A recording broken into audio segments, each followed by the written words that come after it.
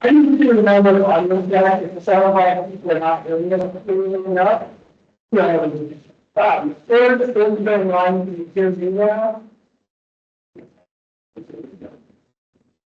Let me drop into the chat if you can make out the audio.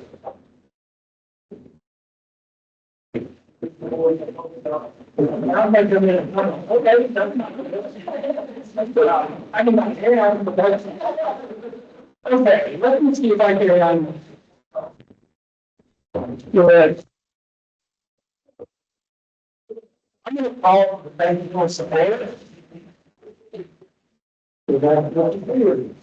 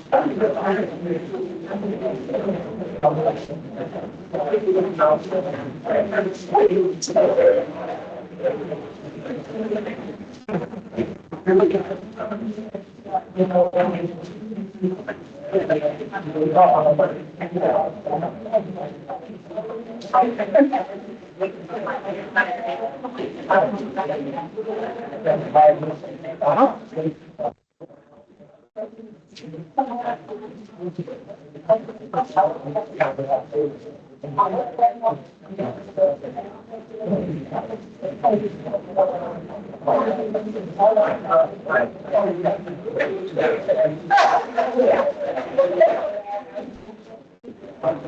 I was over here, both times they said it's not that.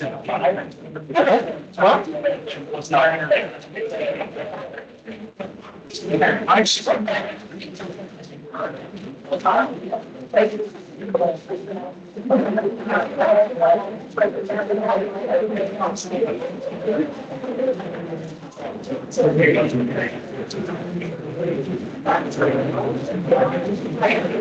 I know, right now. Wait, hold on. Let me take it in. Let's go get some audio issues. Can y'all hear me online? Yes, we can hear you. Okay, let's go, buddy.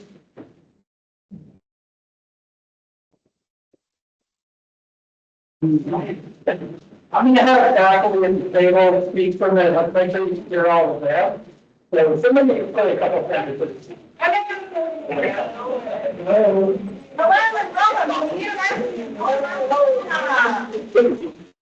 Can anyone do that? I don't want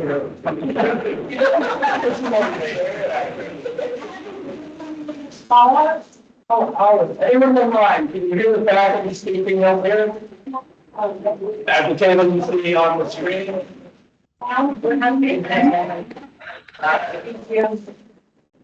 A lot of that kind of. Oh, okay.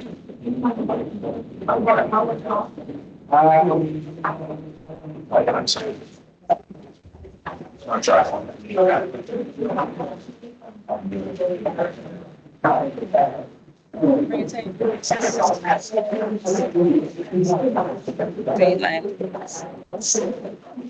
Okay, thank you all for Steve Gray.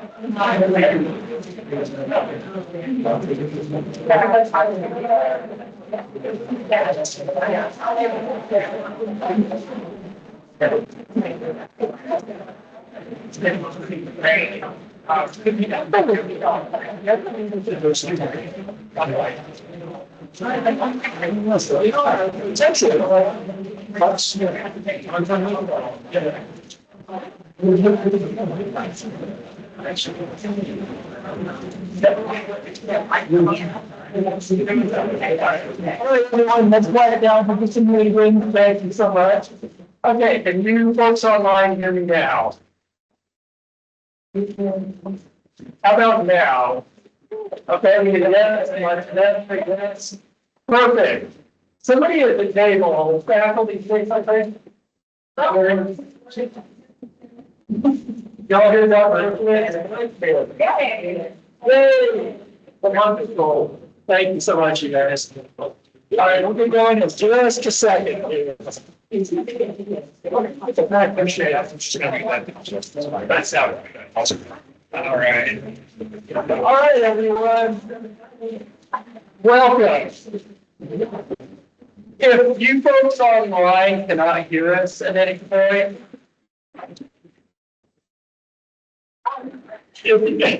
if you guys online can't hear us, please say so in the chat. As for those of you in the audience who are watching the word screen, because we are not, and you see somebody pop up in the chat saying there's any issues, please let me know. I would appreciate that. I also want to let everyone know online that this meeting is being recorded. So if you hit yourself, I guess. No, I'm kidding, but we will post it to YouTube. Probably tomorrow, maybe Thursday. So if you miss anything, if you have to tuck in or out, that's fine. You'll have access to the whole recording. I just wanted to let you know that. So again, welcome to everyone. I'm glad if you're here in person. I'm happy to see you online as well. Hopefully you're here for the MSW orientation, right? You're not here thinking this is like a buffet lunch or a Q&A lunch or something. All right, so we are going to do faculty introductions first. I am Dr. Hodges. I'm the MSW program director. I also teach one class, the statistics class in our BS50 program. I'm so glad you're here. This MSW program, as you know, is fully online, but as a faculty, we love to see whether that's virtually or in person. We want to be here for you. And what I want to say up front is do not hesitate to contact your professors if you have any concerns in a class or you don't understand an assignment, contact your professors, okay? So I'm going to go around and have the faculty introduce themselves. But I wanted to mention that Dr. Coleman Reed, Dr. Frida Coleman Reed is the chair of the Department of Social Work. She couldn't be here today, but she wanted me to express her welcome as well.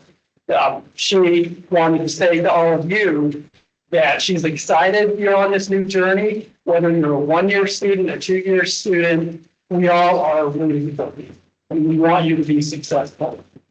All right, so we are going to go around and we'll just start with Dr. Lee. You'll say who you are, what you teach, and anything else you want to say about yourself. Okay, I'm Dr. Lee. I knew you were going to say that. But they are like, oh, why did I say that? Okay, right. So I teach in the MSW program and the MSW program. So for the MSW program, this fall, I teach a elective for strengths-based perspectives. Would love to see you in that class. Anybody who's looking to come in, it's it's an elective, it's terribly hard. But then I will see you at the end of the program for nonprofit management and leadership. And when you're ready to finish and you're like, can I just be done? We're just going to push it 8 more weeks and that's it. Okay. So just hang in there and if you need help, let us know. I'm Dr. Banks, and I can send you something in for you for today, 61. That was the band setting course and that groups organization that you do. And I teach at the very end of the MSW program, I work for 3 years, so it's a license preparation course for your LMSW. The beginning of Dr. Lee, that's at the beginning of the MSW program. I'm John Brown, I'm Pete Doty in the state of Wisconsin. I've teach for 2 years for you.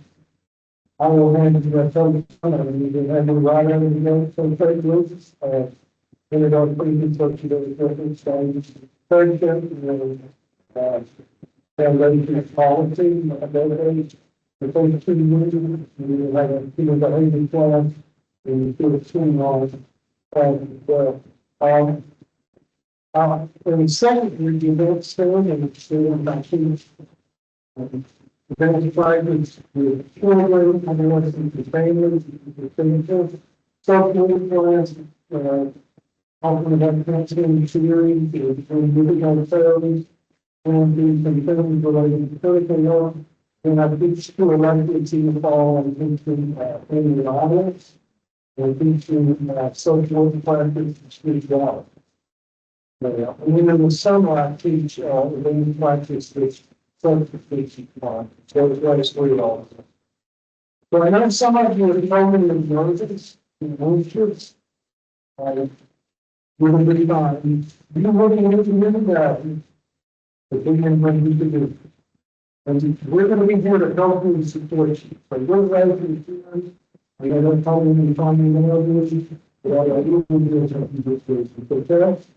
Okay, I'm flipping the comments that sounded slightly muffled, so we need to sound very muffled. I turned the fan down in case that's affecting it. If it gets hot, I will turn that back up. Can y'all hear me? I'm trying to figure out where the muffled is coming from. Unfortunately, you can't use this mic. I asked about that. Are y'all hearing me now? Come on, I can hear you clearly. Okay. We need to be closer to this then. So y'all can start opening it. Let's have you come over here. Let's start talking over here.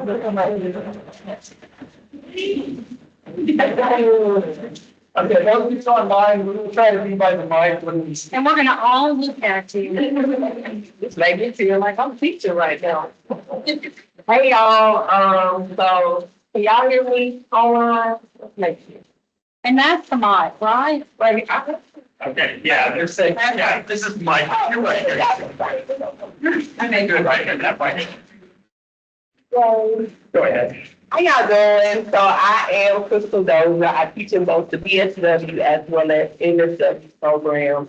I echo the sentiments of our faculty. Welcome. We are excited to have you all in the BSW program. I teach research and policy. Those are classes that students are clamoring to come to. So I try to be as exciting as possible, and I take that excitement and translate it into human behavior part 2. So if you are a 2-year student, you will see me the second 8 weeks. We are at the best class. Don't let me feel like I'm this, right? But I enjoy student engagement. I'm passionate about making sure that students are successful. So what you will hear throughout this conversation today is that we are your first line of defense. So please reach out to your professors. Don't sit in online world by yourself trying to figure it out. We are here to help and support you. I identify as a first generation college student graduate. That is what my research centers around, student access and success. And I'm done because when I get up here, I teach them. Y'all know that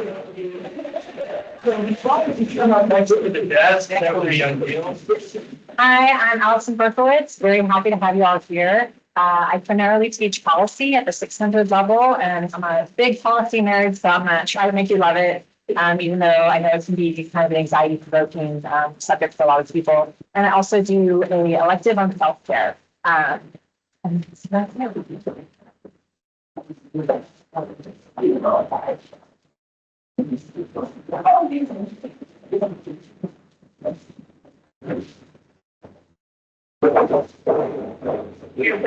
I'm so sure. Okay, so my name is Daisha Burgess, and I teach 600 class advanced general practice week 3. Thanks.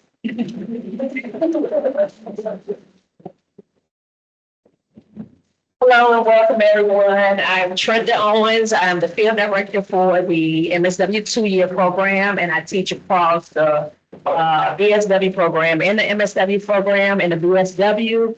I teach diversity and cultural competence, which will be changing this semester to cultural humility in social work practice.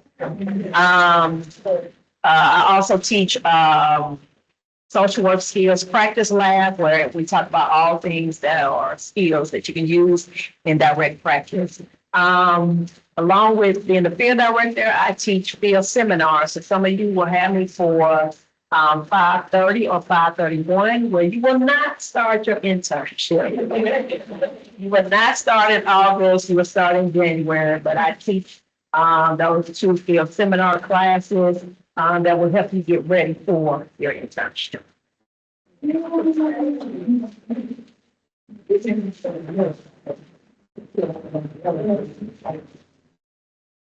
Hi, hello everyone. My name is Kimberly Wright, and I am the field director for the Advanced Standing Program. I also work within the BSW program as the field director for the BSW program as well. We've several of our very recent graduates. I'm excited to have you guys here. Excited to work with all of you new folks as well. In addition to teaching field and in the field director duties, I also teach forensic social work in our BSW program, and hopefully soon in our MSW program. So good to meet you guys. Hi, so good afternoon. My name is Dr. April Viverette, and I'm so excited for each of you to be here today. I do teach primarily only in the MSW program, and I do teach a foundational generalist groups course. I do teach program evaluation as well. And then I also teach a social work practice course and contemporary trauma theory. So if any of you are interested in, that in the elective and learning more about trauma, please sign up for that course. That is an elective course. And then just one last point I'd like to share is kind of echoing with Professor Brown was talking about, and also everybody else up here with the faculty. It's just faculty engagement and the fact that many of you are here for a reason. You are here in the program and been welcome, but I realize that, many times we might have, kind of our own journeys and paths and different things that have led us to social work and wanting to study social work in the master's space. And so, but we are here to support you in your success. And that means self-care is not an option. We throw it around in social work, right? And I think Dr. Burkett knows a lot about self-care, keeping that in the course in our program. And also another point too is I know you've heard us talk about make sure you reach out to faculty. And, we're here for you. And just one important consideration too is the online space. How many of you are familiar with working in the online or remote virtual space? Yeah, quite a few people. All right. So hopefully that means, that we can stay connected, be cohesive, reach out to your peers. We can be resources to each other as, kind of move along the program as well as a cohort. And then also taking advantage of office hours. We're here for you. We might have them at different times of the day. But again, reaching out to faculty because we're here for you. We want to see you successful. So welcome. And I look forward to working with all of you. Yay! Okay, I will give you in just a moment, Megan. I see we have a hand up. But I also wanted to mention two other core MSW faculty who couldn't be here today. One is Dr. Shankwella Williams. So you'll encounter her in some of the first year classes and potentially second year classes. And then Dr. Emmanuel Chief, who teaches in the research curriculum in the first year and program evaluation curriculum in the second year, and also teaches the global social curriculum. So I just want you to know they all send their wishes as well. All right, Megan, beautiful question. Megan Davis. Oh, I see the hand. Yeah, okay. Okay. And then I also wanted to extend my thank you to Dr. Conrad, who created those lovely slides that you saw online and in person. So thank you for that. And then I wanted to thank Dr. Bailey for taking folks who are here in person on a campus tour on a hot, lucky day. And then this orientation happens every semester, and it takes a lot of planning. And so I want to thank the committee who put this together, the MSW Orientation Committee, which is Dr. Bailey, Mr. Brown, Ms. Wright, and Dr. Vivran. Did I get you all? Okay, great. I appreciate that. All right, now that you've met all the faculty, I want to mention very quickly MSW advising. You all, when you look in your UNA portal, that's your hub for everything UNA, will see that you have an advisor list, a faculty advisor. That's based on the first letter of your last name, how we divide people up. So if you are A through C, Dr. Berkowitz will be your advisor. If you're D through F, it will be me. I apologize. If you are G through L, it will be Dr. Chima. If you're M through O, it will be Dr. Williams. And then X through Z is Mr. Brown. So if you have questions about navigating the program as you move forward, please don't hesitate to reach out to your advisor. We can help you troubleshoot that. If you have questions about a course, go to that course instructor, obviously, first. If you're unclear on something in the course, go there. But if you're wanting to talk about the profession or course selection, registration, those kind of things, your advisor is here for you. Oh, I didn't get Dr. Brett. I'm so sorry. What letters are you again? Okay, I will reiterate that in portal it shows you who your advisor is, but I'm so sorry, Dr. Brett. I'm talking about Henry Thompson also. Yeah, absolutely, but thank you, Dr. Lee. So you've met the faculty, but you may have also interacted with Miss Amy Thompson. She is the administrative assistant in the Department of Social Work. And if you are trying to navigate campus services, resources, you can also talk to her. Talk to your advisor, of course, because Ms. Thompson is very skilled at troubleshooting technical issues, awareness of different things offered on campus. Yeah, course registration issues, let your advisor know, but sometimes Mrs. Thompson will assist us with that as well. So I just wanted to let you know she is available. Okay, I have a few announcements I want to make, a few things to talk about, and then the agenda today, after that, we're going to move into a general overview of the MSW program. Faculty and I will talk about what the program looks like, expectations, the nature of online learning, some of those topics. We'll have a break at 3:15, and we're going to do our best to keep on schedule because we all have things to do later, and we want to make sure we respect your time. At 3:30, we'll have an alumni panel. 3 of our MSW alums will be here to tell you a little bit about their experiences and answer questions y'all may have. On that note about questions, historically, a lot of questions y'all have are about your field internships, which makes sense. That's a big part of, an essential part of the program. But I will ask you to hold questions about field until 4 o'clock. That's the segment that will close out the orientation when someone to Ms. Wright, as the 2 field directors for the MSW, will go through everything you need to know about field. And they will also answer questions if you have any as well. So let's hold off on those. That's how we wrap up the orientation.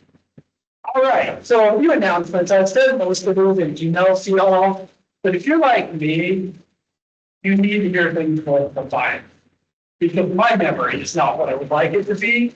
So I just want to make sure you're aware of a few things. One is be sure if you're not already that you're checking your UNA's portal email.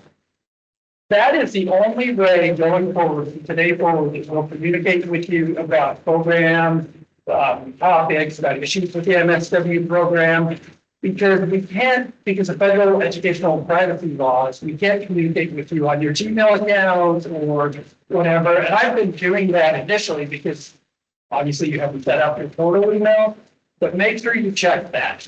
Now, you'll also have an email function in Canvas. Your course instructors within each course will communicate with you on your Canvas. Canvas is the learning platform that UNA uses, like a lot of schools use. But make sure you are staying tuned to that portal email. All right, what else do you have here? I sent you all an email last week to let you know that you'll be getting an invitation to a Canvas MSW orientation page or course. So you all should have received that. If I'm saying this to you and you're like, I didn't get that, if you're here or online, send me an email and I'll make sure I get you added to the course. I think I added every student in this new cohort. But that course is fantastic. And I want to thank Mr. Brown for taking on the work of creating and updating that course. That will be with you for your entire time in the program. So you can consult that page. It has a lot of different resources about the MSW, about campus, about the community. So I just want you to know that's available to you. All right. Also, because I just got an email from the dean's office telling me to get on this. If you have not already registered for fall, please do so. We need you to get registered because it lets the university and the college know how many people are in each course section. If you have to adjust class sizes, it lets us do that. So we need to make sure you're registered. And I want to show you something on that note. I am going to share my screen briefly for those of you online. So one thing about registering, those of you online, you see the document that says 2-year MSW program. I'll take that. Yes. So I want to point out that the classes in the MSW are a little different than you might be used to. They're 8-week courses rather than traditional 16 weeks. And as you see up here, for example, your first session, first semester, you take these 4 courses if you're a 2-year student, and then you take these 3 the second session. But what I'm asking you to do, if you haven't already, is to register for the entire semester. A lot of times people think, oh, I'm only supposed to register for session 1, these first 4 classes. But we need you to go ahead and register for all of them because that saves your seat. It lets us know how many people to plan for, that kind of thing. I also wanted to let you know that for those of you who already have registered, you may notice that you've been changed from a section of a course you register for to a different section. Most of our courses have anywhere between 2 to 4 sections. They're the same course, but if you notice that you've been moved in this past week, as Mrs. Thompson and I have been working on this, that's because we're trying to balance out the number of people in each section. So you'll get the same experience. But I just want you to know that nothing weird's going on there. Yeah. So I also want to show you, let me go back and re-share here.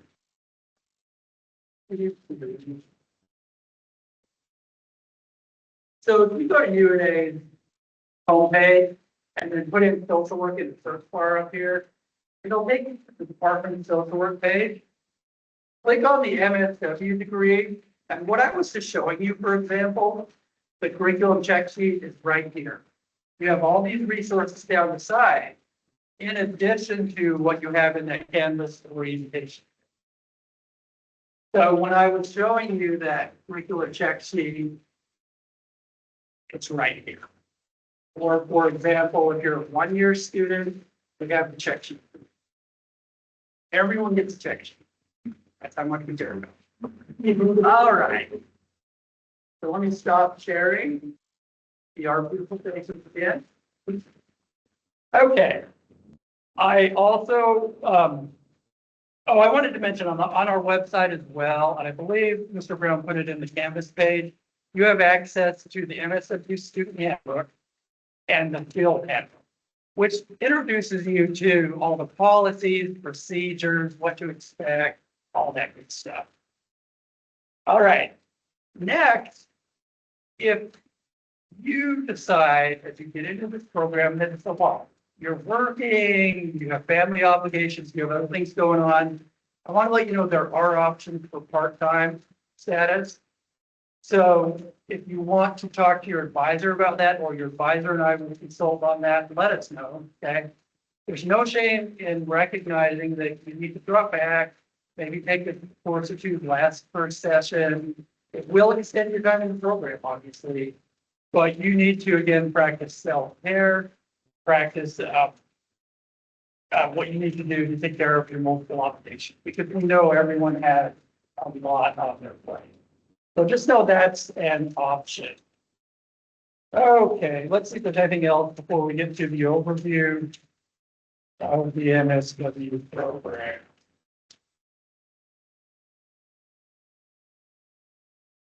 Oh yeah, one other thing, this will lead into that discussion. I want to make everyone aware, and I don't say this to scare it, but in graduate school, there's a higher expectation of performance than there sometimes is in undergraduate school. And what I mean by that is you have to maintain the 3.0 GPA in graduate school. So basically all A's. Doesn't mean you can't get a C here and there, but if your overall GPA is still 3.0, you're good. But if you start finding yourself struggling, talk to your advisor, your academic advisor. I also wanted to let you know that, and this is a UNA graduate school policy, not the Department of Social Work, but all graduate programs here, a grade of B or F in a course will not count. You'll have to repeat that course. You need a C or better. And also, if you get 2 grades of B or F, it results in dismissal from graduate school in UNA. So again, I don't say that to put anyone on edge or to scare anyone, but I feel like ethically, I want you to know that. And I want you to know that so that you can reach out early to your course faculty if you're struggling in a course, to your advisor if you have questions or concerns. Because what we don't want to see is have anyone get in trouble and then have to deal with that dismissal. I also would tell you that if you are dismissed from the program, there is an appeals mechanism. It doesn't come to us. It goes to the College of Art, Sciences, and Engineering. And if you're admitted, you have a one-time readmittance. We don't allow a second readmittance, just so you're aware of that. But you will get a warning from the university. This is all automated through the registrar. If you were, for example, if you got a data course your first semester, you'll get a warning that you can only get one more B or F. So there will be a mechanism in place. This is not usually a problem, but I want you to know that it is a policy. And I encourage you to read the MSW student handbook and field handbook, but also on UNA's webpage, you can Google or you can search the graduate school handbook. It's out there as well, graduate school catalog. It tells you about all of the other different policies. So just be aware of that. All right, I'm going to pause for a minute before we talk about the overview of the program and ask if we have any questions, either in person or online.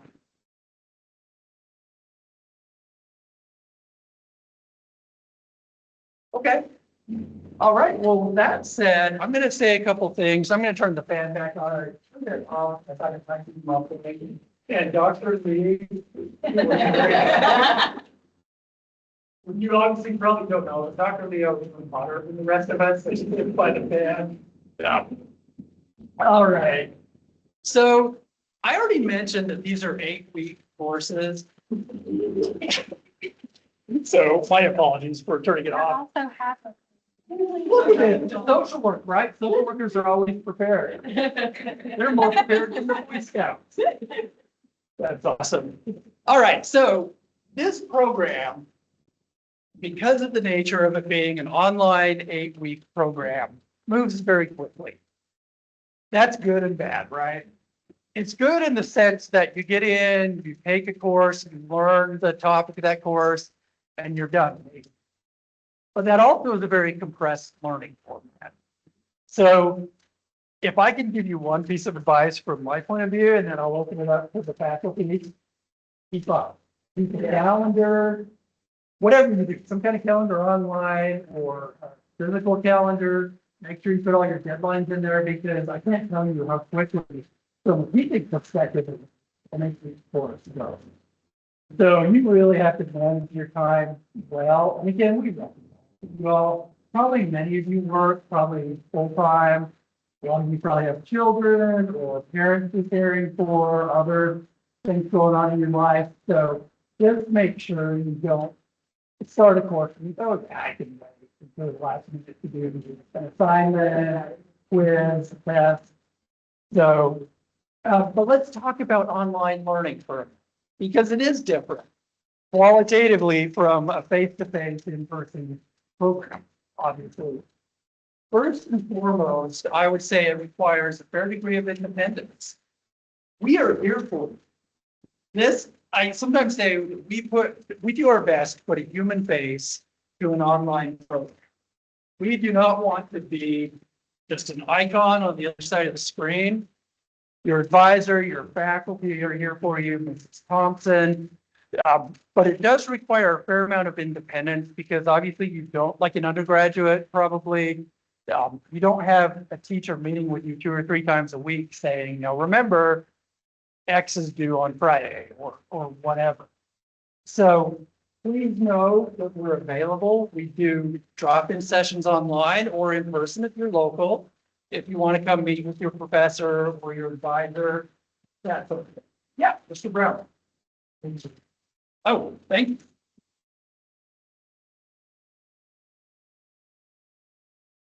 Okay, good question, Myra. Yeah, for advanced standing, and there are symmetric work here, but a little bit, but typically you're doing 2 classes plus internship. Um, what day of the week are discussions due and assignments as well as what time? That's going to vary by each one. That's an excellent question. Each instructor will let you know, we'll have a course calendar, they'll talk to you about the course expectations from the get-go, and you'll know what's due on what days and at what time. Some faculty have assignments due at 11:59 p.m., some might have them due at 5 o'clock. It really varies. Yeah. Yeah, and faculty, I really appreciate it. I know it's awkward, but when you get up and give them marks, if you will come up here. So on this topic of independence, and I do think you kind of have to make your own experience. One thing I want to mention, we've talked about, contacting your instructors, contacting your advisor. Something that I think a lot of folks don't necessarily think to do, but you definitely can do, is take advantage of the fact that we've got a lot of different expertise. Like if you are really into gerontology, I say right? But you don't have Dr. Lee, you can still email her and ask her about that topic. Or if you don't have me for policy, but you know that I help people run for office and you're interested in running for office, you can email me to talk about that. Or obviously any of the things that that we focus on. So I just wanted to mention that. Yep, thank you. Other faculty have input on the nature of online education. Yeah, come on up. I guess I want to give a rebuttal to Dr. Hodges. A lot of you are stressed out today, a little nervous, worried about hearing us talk about C's, D's, and F's. Let me just give you a couple of things to think about. The problems I see where students have struggles is if they don't engage in the course. If they're trying to get by as easily as possible and do as little as possible, you're not going to do as well. You don't have to attend. I do class weekly. You don't have to attend that class. You don't have to be here in person. You don't have to be in Teams, but I do expect you to watch the video recordings. Now, in those recordings, I can tell when students have not watched those because I give extra instructions and tips on how to do assignments. So the people who don't do well are not engaged in the course. Another thing, they do not prioritize the course. Anyway. They pay for school and they're not at work. Well, that's a good point, Dr. Lee. I'm glad she said that because why are you here? Are you here to get a piece of paper? Or are you here to grow as a master's level social? So take advantage. You're paying money to be here. Take advantage of it. This is a great opportunity to learn and to grow. But just pointing out some things, stay engaged in the course, get to know your professor. Shocker, read your textbook. But prioritize your class. I've had students who had reason after reason after reason why they couldn't turn in an assignment. You don't do well when you approach your class that way. So get engaged with the course and the professor, read your textbook, and prioritize, set this time aside. This is an important time in your life. And we don't stop self-care, but we have to be deliberate in what we're doing. So if you want to be successful, those are just some things to avoid that C, D, and F. I think And that also made me think of something else. If you've not used Canvas as a learning platform, take some time over the next few weeks before you get into those classes to look around in the MSW Orientation Canvas page. Mr. Brown put some Canvas resources, but also if you go to UNA's homepage and put in the search bar Canvas support or Canvas guide, there's some really user-friendly overviews of Canvas. If you haven't used Canvas, I will say I think it's pretty intuitive. to look at how it's set up, but I wouldn't wait till the first day of classes to hop on and try to see what's out there. Now, having said that, at UNA, we're asked to post our campus pages so y'all can see them, get familiar with them, no later than 24 hours from the first day of class. Classes start August 19th, I believe, this semester. But what you can do, you already have available, is that orientation page. You can kind of look around in Canvas, look at the inbox function, look at the materials posted on that page, go to the links, that kind of thing. But if you do get into Canvas, you're going through this program and there's some kind of technical glitch. Also, there's a really helpful button it's on the lower left-hand side to reach Canvas support. And I have to say, my experience with them at UNA has been that they're really quick to get back to you. So please know that's there as well. I think there's a tool, I think there's. Okay. Work through some modules to help you prepare for campus. Yeah. So these are some things you can do before you start. And you cannot break Canvas. Like, I'm one of those people that if I touch something, it's gonna break. The back, the top here, it's gonna happen. So just know, I haven't broke it. So that means you can't break it. You go through everything, look at everything. What I would say is take the syllabus and make sure that you review it within the first 2 to 3 days of class starting. And the reason why I say those first couple of days, because the class is only 8 weeks long. Okay? So from the very beginning, make a plan. And I can say this with assurance. Dr. Bales can probably back me up here. But from working a full-time job and being in a doctorate program, every second was accounted for. So if you can go ahead and look at what is happening and then in class, but then also what is happening in life, okay? And like, if you know a priority is going to your child's basketball game, okay, then you need to make sure that's kind of set out, but maybe before, when you have to drop them off an hour early or 30 minutes early, go on in, I'm gonna sit in my car and I'm gonna read my textbook. Or you can download the Canvas app on your phone. And there have been times, I kid you not, when I would be on a field trip and watching the video. My child might be over there doing her thing, but I'm over here doing my thing. So it may be where you have to just juggle some things around.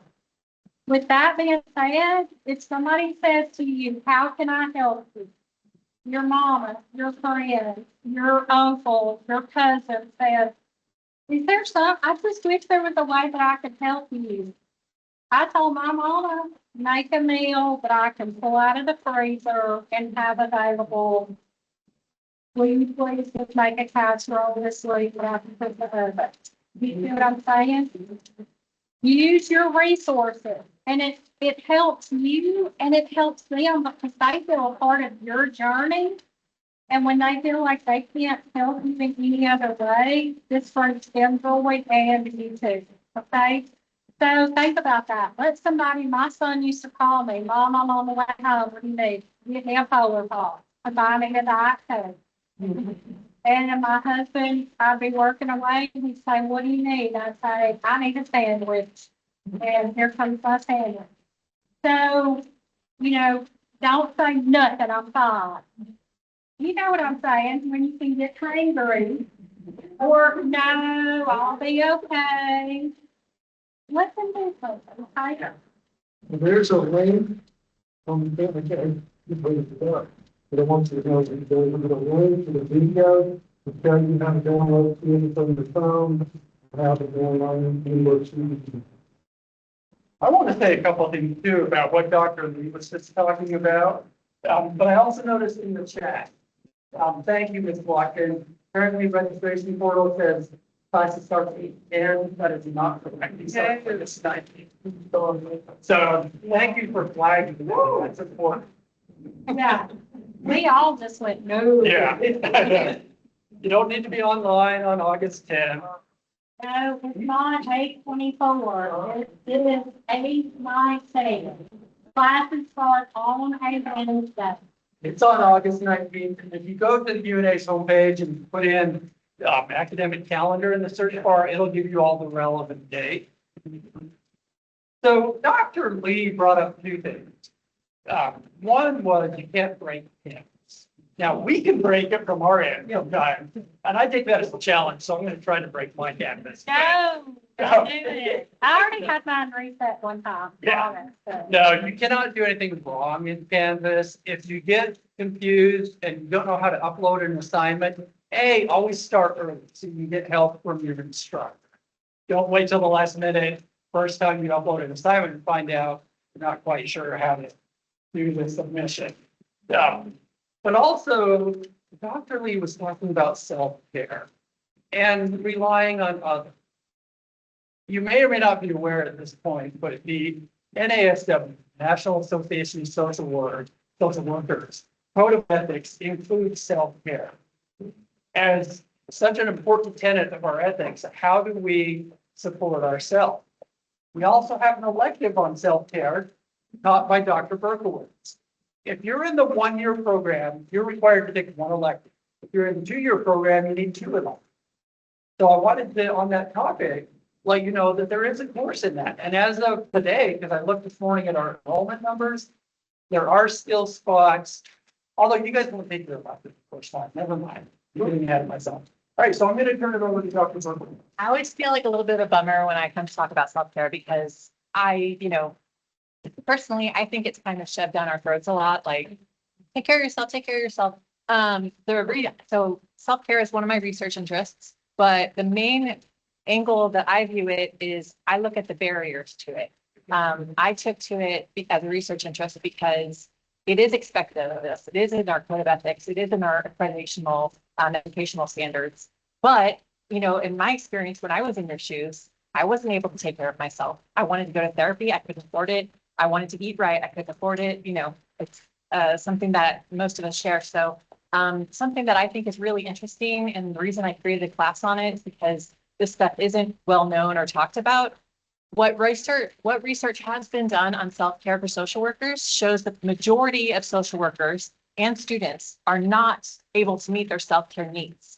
So we're all telling you to take care of yourself and try, but please know that whatever you can do is good enough, because you're going to have weeks where you feel like it's all falling apart and your kid's mad at you or whatever, stuff's going to be bumpy probably.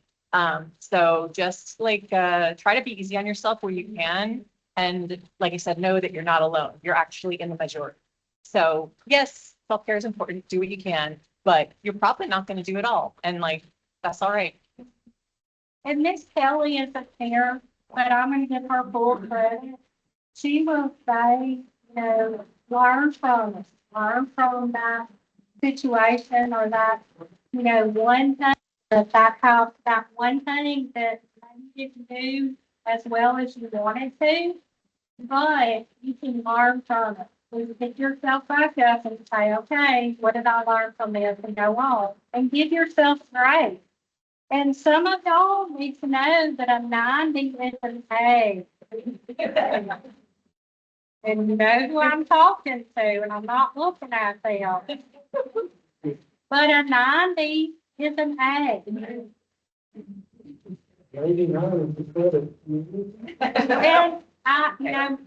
yeah. These get, well, I don't know. Not too many C's. Yeah. These, there we go. I was like, ooh, I should be. Yeah. So, But give yourself grace and learn from it and pick up and move on. in some semesters, we have had a section of this orientation on resources available to you, campus resources. We decided this time around, we were hitting y'all with hours and hours of information, and there was so much. But I do want to mention a couple campus resources that you may or may not be familiar with, and I've shared the screen, the UNA's homepage, but we have a student council. And you probably saw that there was a table out front with some of the counseling center resources with a library out there. The counseling center is available to all of you. Now, I will say that they do online and in-person sessions. But you also have the writing center. Campus Writing Center is fantastic. I'm not going to pull up all the resources, but I do want to show you. Which one? That's the easiest thing. Oh, I didn't say, yeah, thank you. Here we go. Thank you, Dr. Lee. Look at that, that all of these records are free. Yeah. You're paying for your choice, but you're not paying. You're already paid. So for example, I just went over to the student counseling services page. You can book an appointment online. It tells you how down here, how to do all of that. The writing center, and I'm just going to put it in here because that's room for me. You can also, the Center for Writing Excellence, you can also schedule an appointment online. They do work with you online as well as in person if you choose to be here. They won't write your paper for you. They will help you with issues like APA formatting. How many of there are a bunch of you here from our BSW? How many of you guys use the Writing Center? I'm just curious. Right there. They are skilled at helping you with paper construction, all of those issues. And as Ms. Wright said, you're paying for all these in your fees. You know how it is with universities where you have your tuition rate, but then you have all those fees. There's an athletic fee, a computing fee. You're paying for student counseling already, whether or not you're paying for the writing center, whether or not you use it. So, and also the library. You saw library resources out front as well. Miss Jennifer Maddock, who's one of the librarians over there, that's fantastic. And you'll learn about her from your various courses. If you're a 2-year student, you'll learn about her resources in Mr. Brown's Social Work 501. But she will work with you on research. You're going to have a lot of papers where you have to find journal articles, peer-reviewed academic journal articles. Miss Maddox is not only really good at what she does in helping you with research papers, but she's really nice. She's so easy to work with, y'all. So I just want you to know that. The only survey that I can think of that you do have to pay for, and let me see where it is this year, is health services. But I will say that this is our clinic. It's going to be a lot cheaper. If you're feeling sick, you have something going on, if you go to health services, your copay and what you'll pay for prescriptions, because in a lot of cases, if you need an antibiotic or whatever, they'll send you out the door. It's a lot cheaper, but there is a nominal fee associated with health services. But most of the rest would be resources under quick links. I'm just on the UNA homepage here. There's no fee. The Aubrey and Annie Mooney Brewer Access Center, which deals with issues of access, disability, all those. If you have a learning disability or any sort of disability and you want to see the combinations, you can go to their webpage and they will give you information for accessibility here, all of these issues. What other resources, faculty, am I missing?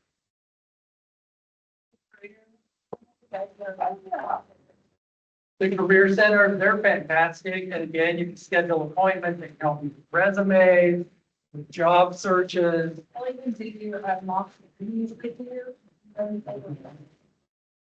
Yeah, it's right there, mock interviews as well, for those of you online. They do have a sample work resume online, so you can just work on that. You can also send them your resume, they can give you some recommendations, or you can. And then I mentioned the university calendar. So under quick links, I want to show you one thing here that's not intuitive. Quick links on the university calendar. So I'm putting in fall 2026, but up here, keep in mind, the dates are going to be different because of our 8-week courses. So if you click first session, this tells you all the relevant dates, including August 19th, when classes begin, when the withdrawal deadline is, that sort of thing. If you get into a class, you're a couple weeks down the road, let me stop sharing here. You're a couple weeks down the road and something's going on in your life or different things happening, you also have the option to withdraw from that course. But you need to be familiar with that calendar and know what date can you withdraw by in order to get a full refund, or if it's past that, what date can you withdraw to avoid it? If things are not going well, and of course, you've had a life situation, a medical situation, whatever is going on, I tend to tell people it's better to withdraw, and that'll put a W on your transcript, than to get a D or an, because a W does not impact. If you say, okay, this is not working out this semester, but I can retake the course next time. Just be aware that's an option, but it's governed by all those things on the academic calendar.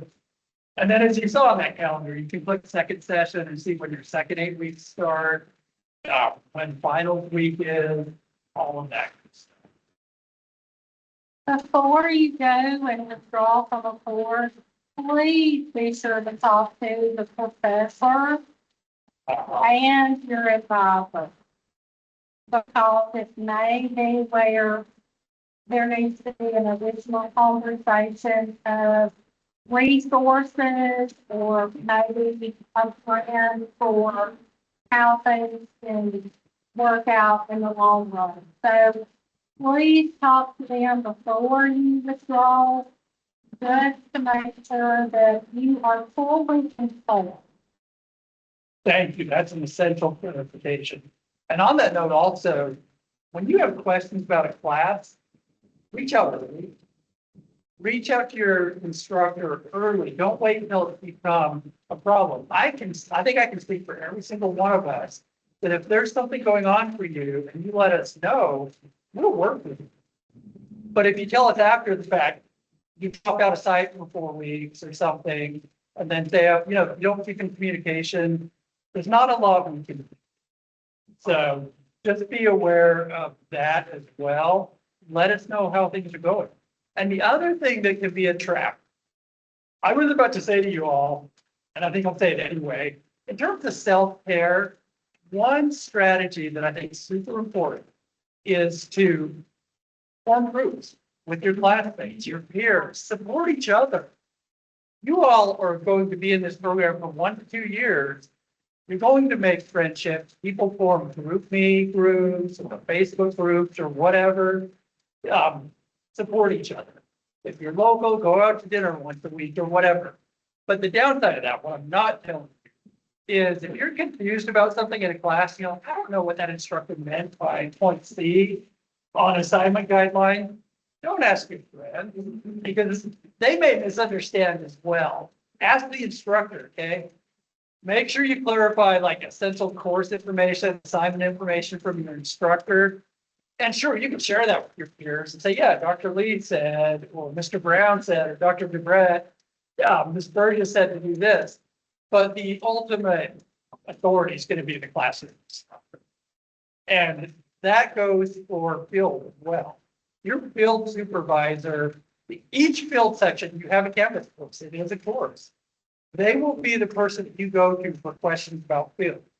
And or there will be times where you approach Ms. Wright, if you're a 1-year student, or Ms. Owens, if you're a 2-year student. They are in charge of those 2 field programs. But I just want to caution you, because every semester it seems to happen a little bit with a couple people that they get some misinformation from the grapevine, and then something happens, and they're like, well, so-and-so told me. Don't fall into that trap, but do support each other. One class a couple semesters ago started a private Facebook group. You guys probably use group anymore, I don't know, but a Facebook group where they added each other. Sometimes they're a GroupMe group for the whole cohort, all the first 1-year students, all the 2-year students. We just have so many opportunities these days with technology to support one another that I think it's a shame if you don't. Because you're all in this together. Well, I can add the semester class, someone has volunteered to start the group, and they even posted it here, more places for the games and things. That way Yeah. everybody knows. Now, we do have groups for field. To be mad about all of them, but like Dr. Hodgson talked about, it's a pretty new guy. Yeah, support. So if anybody wants to take that on, especially somebody who is online, that might be easier to post links. They have done that in, orientation in the past, and that's worked out well. If anyone wants to form a group me or a Facebook group or whatever for 1-year students to 2-year students, you can also send me a QR code or a link and I'll get it out to everyone if you want to do that.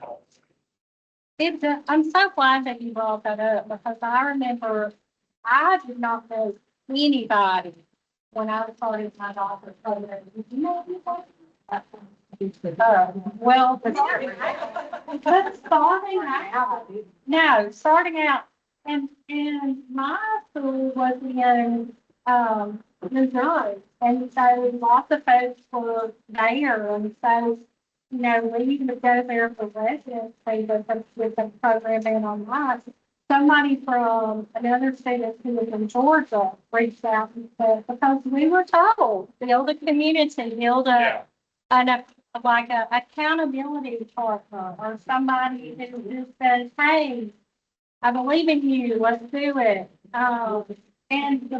Yeah, study buddies. They reached out and I was so excited. I was like, I have a friend. But by the time I left the program, we had a group and there were 4 of us. And our youngest one, we called her, the millennial. She created a group and it was the Fierce Sower. And let me tell you something, the Fierce Sower was texting this weekend because one of us had an issue and we're looking at something. So even years later, you're still going to have that network and people. So don't go through this as an island. Not only are you learning new master's level generalist information, but you're also learning from each other and making connections that you may call on later and say, hey, I remember you were interested in this or you work in that area. I'm looking at it. So don't be just by yourself going through. Make those connections while you can as well and learn that master's information because other folks may already have been practicing for 20 years and are bringing a wealth of knowledge to the program that you can absorb and take as later. Thank you, Dr. Lee. Regarding the field question in the chat, we will address that starting at 4 o'clock. So you'll get all that information as well. I also wanted to mention regarding graduate education versus undergrad. And I'm saying this kind of from my own experience going from an undergrad degree to graduate school. I found a couple things to be different in addition to the pace of graduate school. It's time intensive. It's reading and writing intensive. And I'm not just talking about social work. I'm talking about any graduate program. So be prepared for that. We also want to see you synthesize, analyze, integrate information across portions of your course and between courses. Because this curriculum is sequenced so that what you learn in session 1 will support what you're going to do in session 2, and so on and so on. So you want to think to yourself, what's the big picture here? Don't compartmentalize. I know it's tempting to do this. I do it. But don't compartmentalize. And what I mean by that is in a class, don't just say, ram this material in for the first quiz, and then I can forget it. You need to realize that this material will build who you are as a social worker. And it will go across courses, across individual courses, but also across the curriculum. And you want to push yourself. You want to push yourself to learn as much as you can. Mr. Brown said something to the effect of, are you just here for paper? Well, if you are, you may be able to skate through the program. You may run into problems, but you're not serving yourself nor your future clients by doing that. I also wanted to mention something that's come up. I've had 2 or 3 emails in the last week from folks at some of you all, and I didn't clarify this, but our MSW is what's called an advanced generalist model. So if you don't know, what that means is you're learning a little bit about a lot of areas of practice, a lot of different helping skills, versus some MSW, like mine, for example, I specialized in mental health, with the mental health clinical track. We also had a children and families and a macro administrative community practice track, that kind of thing. We don't do that. And actually, I feel like it's becoming more the way of the world in MSW programs to go to advanced generalists, because we no longer are in an era, if we ever reach it, honestly, where you can just be a child welfare. You can just be a mental health worker. You need to know about substance abuse and mental health, working with children and families. You need to know about policy and macro practice, no matter what you specialize in. So that's our logic here. I want you all to know that, because you may have looked at other MSW programs and talked to people in other programs, and you're like, well, I'm not specializing. But having said that, you do have a little bit of an opportunity to specialize. One way is through your selection of elective or electives. Again, 1 elective for the 1-year folks, 2 for the 2. So if you're interested in these different areas, pick those electives. Also, your choice of a field internship site will support what you want to do, whether you want to be in children and families, advocacy, mental health, so on and so on. And then finally, in some of your classes, you can choose a research paper topic, or a different area of practice to work on, or you'll have group projects where you might work on a different area. So there is that flexibility in terms of specializing, but we want you all to go out into the practice world ready to work in a variety of different settings and to know a little bit about a lot of things, kind of a jack of all trades, Jack or Jill of all trades, right? So I just want to be clear about that, because I often forget to communicate that. And like I said, I had maybe 2, maybe 3 emails asking when you specialize. So that's kind of the logic there. And again, I think a lot of schools are going to that model. And where we exist locally, we're a mix of kind of urban, rural areas. So it's not always possible to have a focused school social worker or mental health worker. You might be doing a little bit of everything. All right, Mr. Brown. Just want to tag, well, one more thing about, are you trying to get a piece of paper? Sorry. I'm very active in the practice community, and one thing I have observed, the practice you establish as a student so often is the pattern of practice in the field. So when you're late turning in assignments, are you going to be late in getting Medicaid filed for a child who needs insurance and needs to have a medical procedure? Are you going to be late on completing investigations? So right now is a time to establish good work patterns. And we approach our classes like working in an agency. As far as communicating with your supervisor, like communicating with your professor, getting assignments done is so important. Establishing this practice behavior. So just for the, it's more than getting a piece of paper. Y'all have it. I'm just good action, but Also, I'm just resharing the Department of Social Work homepage. I also wanted to mention, and I think it's pretty intuitive, but if you don't know where your faculty member, your advisor's office is, or their email, just click down here and you got to meet the ball of our full-time faculty. But I also wanted to mention, we see this list of adjunct faculty who are part-time faculty. These are folks who are in the field working as a social worker now, a trained MSW level, or in some cases higher, practicing social worker. You'll see them in practice classes, in some of the electives in different areas. But I just want you to know that when you look at the full-time faculty here with the lake, you will also be working with people and oftentimes in your field internship courses who are experts in their area. Every social work program, every master's program, and a lot of bachelor's program employs practicing social workers who are out there doing the work to teach some of these classes. But I just wanted to point out all the email contacts here, and then also for the faculty who are full-time, you can click on anything, I'll click on Dr. Brett.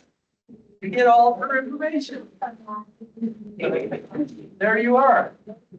So there's a wealth of information on this page about the social work department, all these links down the side. So just make sure you're paying attention to what's available to you here. And then lastly, on this page, you see a link for CSW accreditation.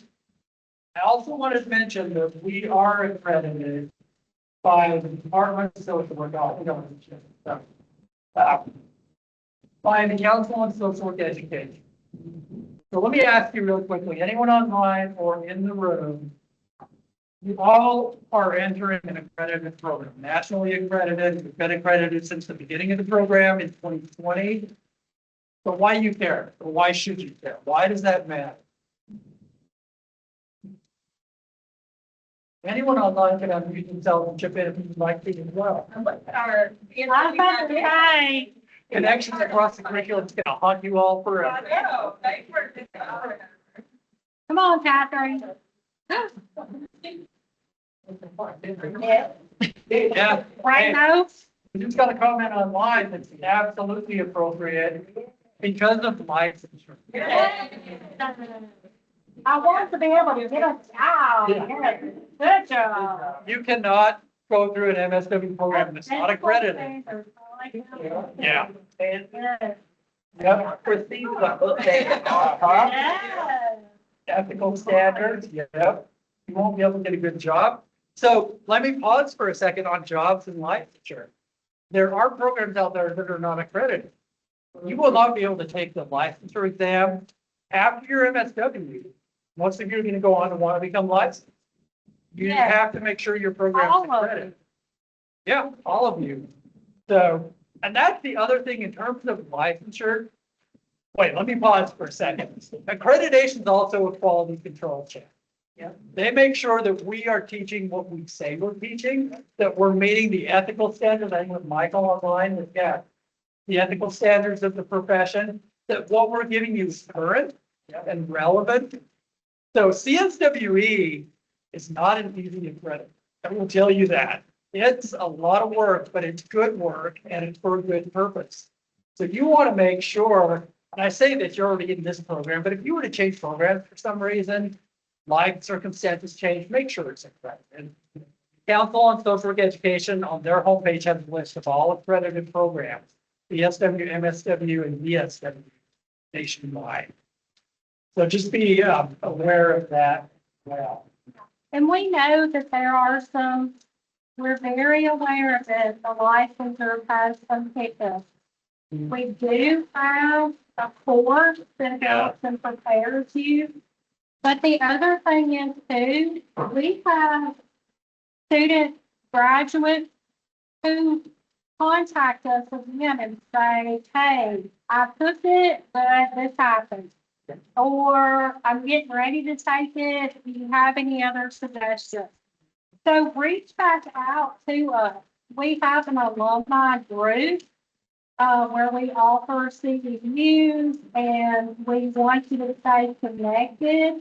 So if you're thinking, well, I don't have a BSW from UNA, I don't know. Yes, you have that MSW alumni. Come on. You know, be with us, learn and stay connected. The other thing is, we've talked a lot about the program, but think about that day walking across the stage. Think about that beautiful graduation gown that you're going to be wearing. And know that we have a celebration. So make plans now. I'm looking at Dr. Bailey because that's her thing, okay?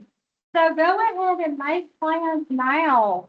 Look at your emails, information will come out. So when you graduate in May or December, guess what? We're ready to party.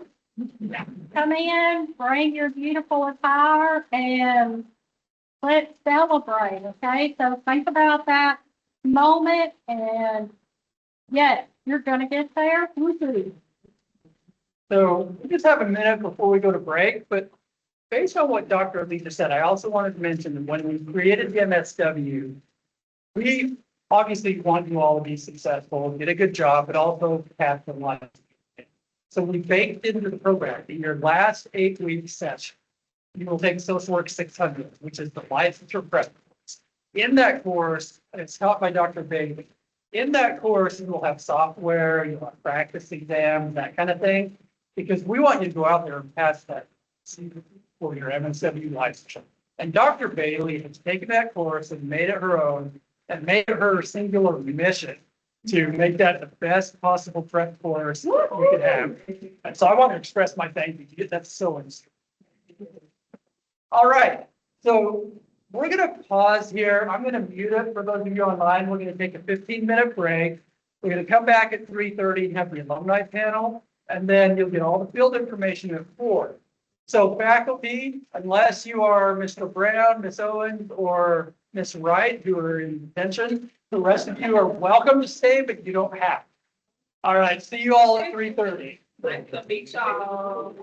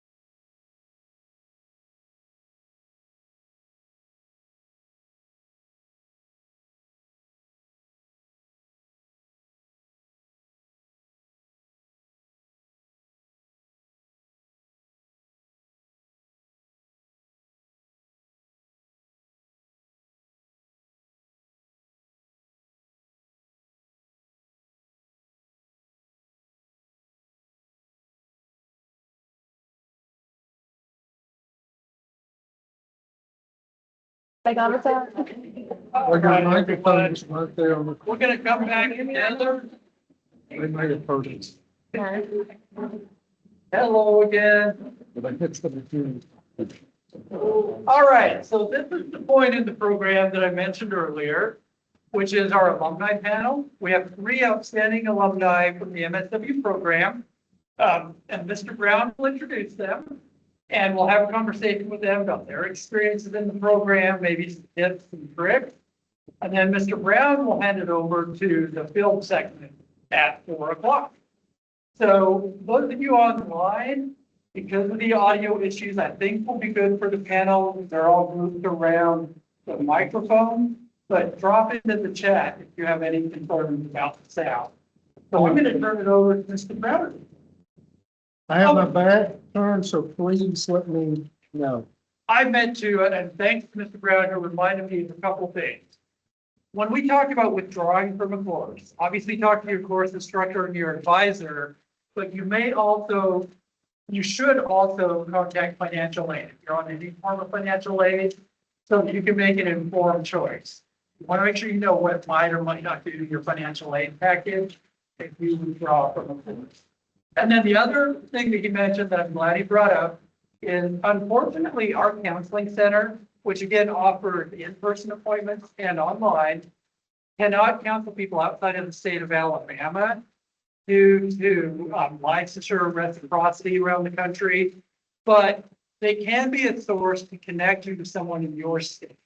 Given that we're an online program, we have people from all over the region and all over the country at this point. Just be aware of that also, okay? All right, thank you. I will turn it over to Mr. Brown. All right. One of the things I love about my job is I get to make relationships. And I've been telling those of you I've had a chance to talk with, when I say get on my schedule, I mean, I want to meet people. And so one of the greatest privileges is these are 3 of my favorite people, and 3 of the best students I've ever had. So I also have the privilege of getting to work with them.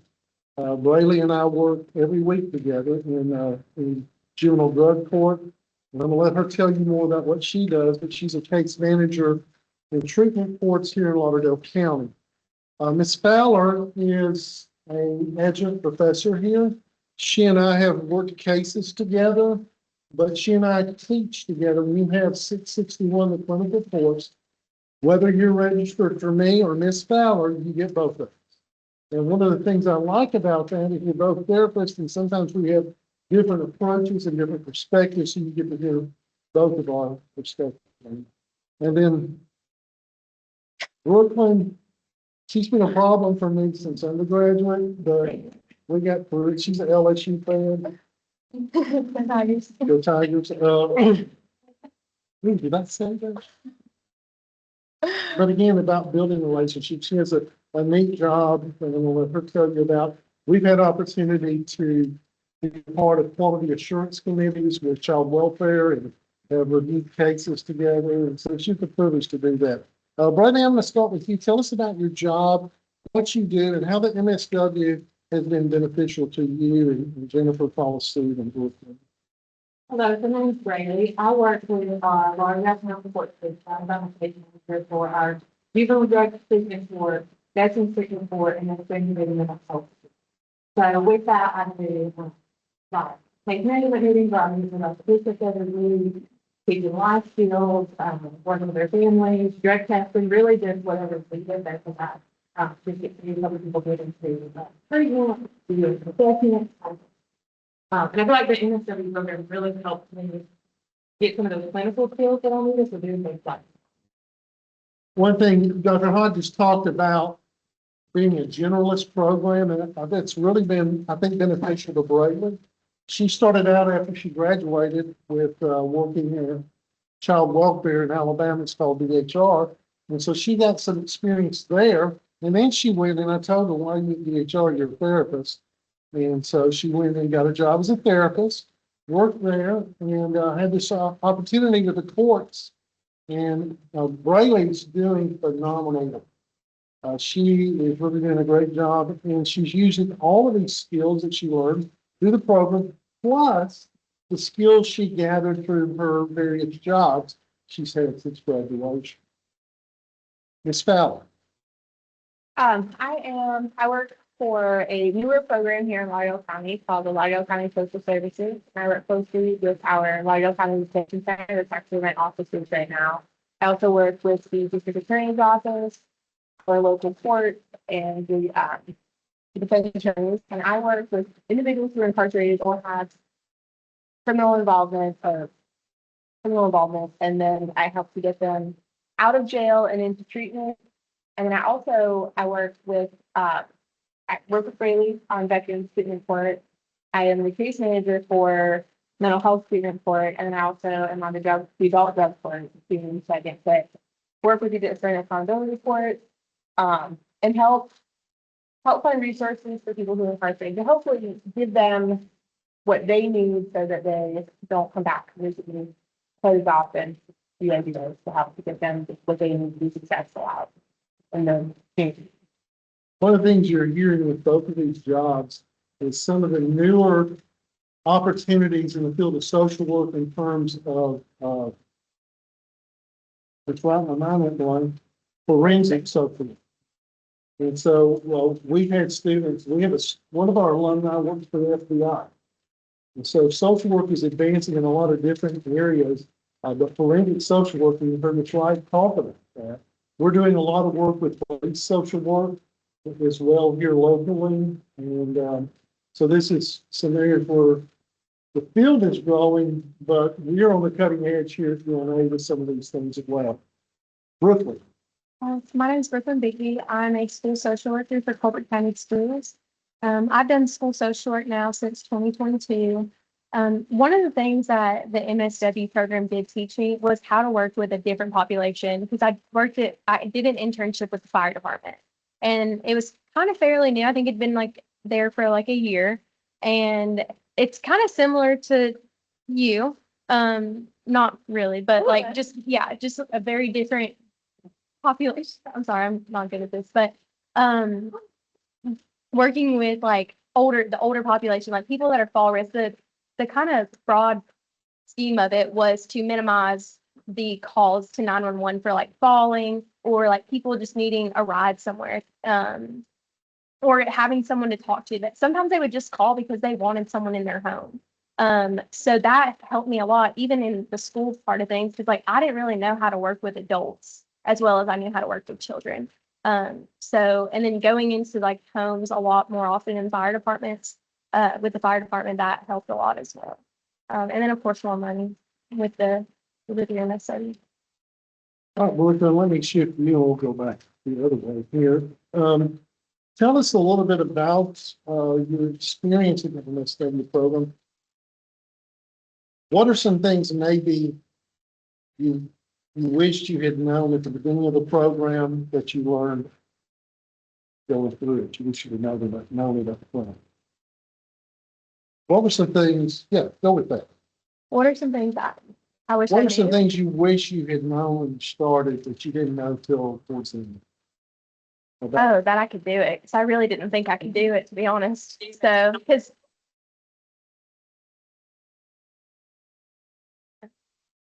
I don't know, when you think like are y'all 1 or 2 year or kind of mixed? Okay. So the 1 year program, like you think, okay, it's super fast. Sorry. It's super fast, but like you think like, okay, you got 8 weeks in between every 4 classes, 4 to 5 classes. And in my head at the front, I was like, this is going to be really hard. Like, I don't know how I'm going to do it with a full-time job as well.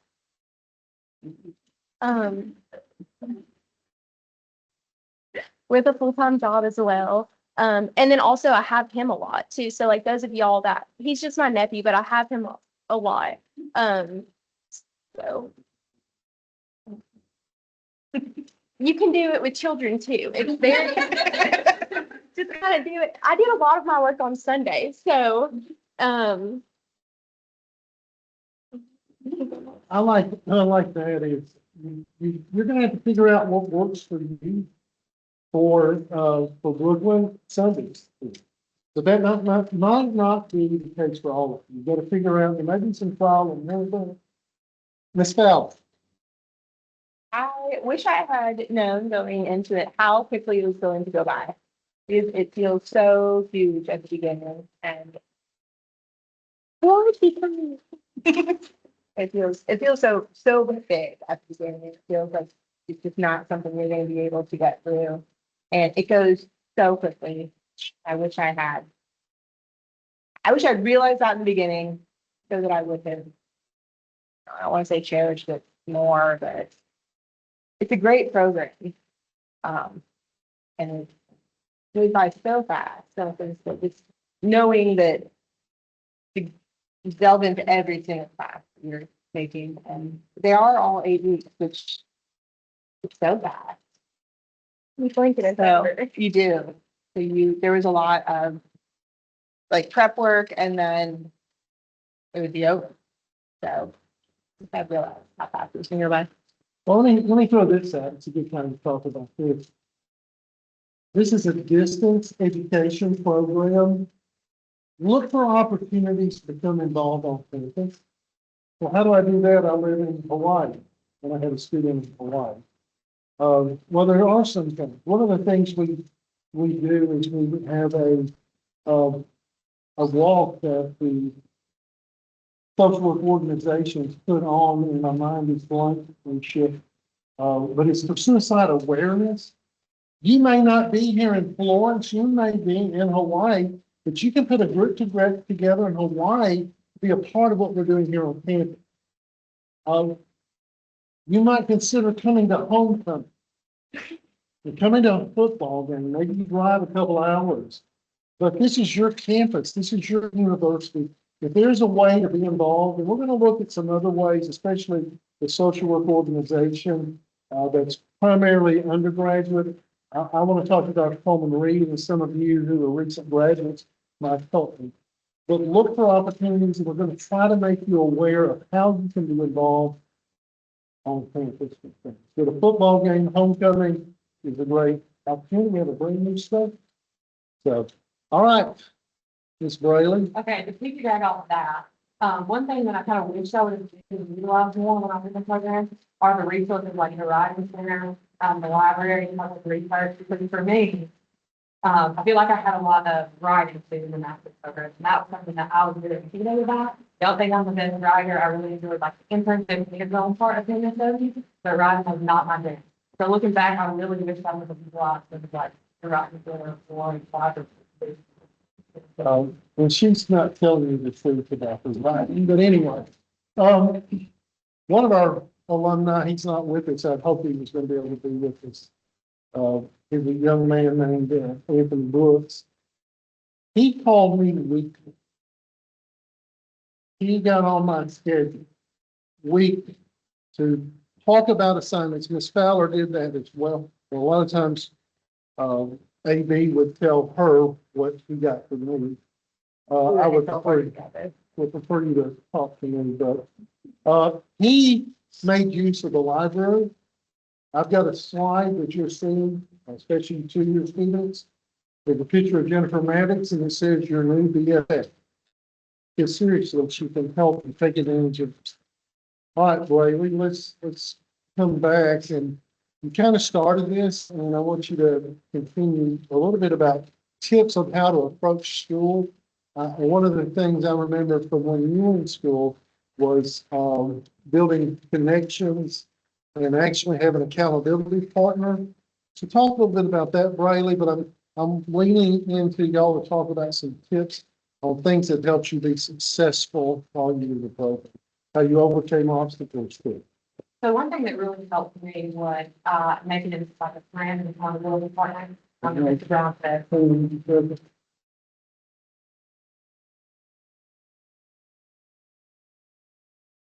The best way to reach me to schedule a meeting. Good question.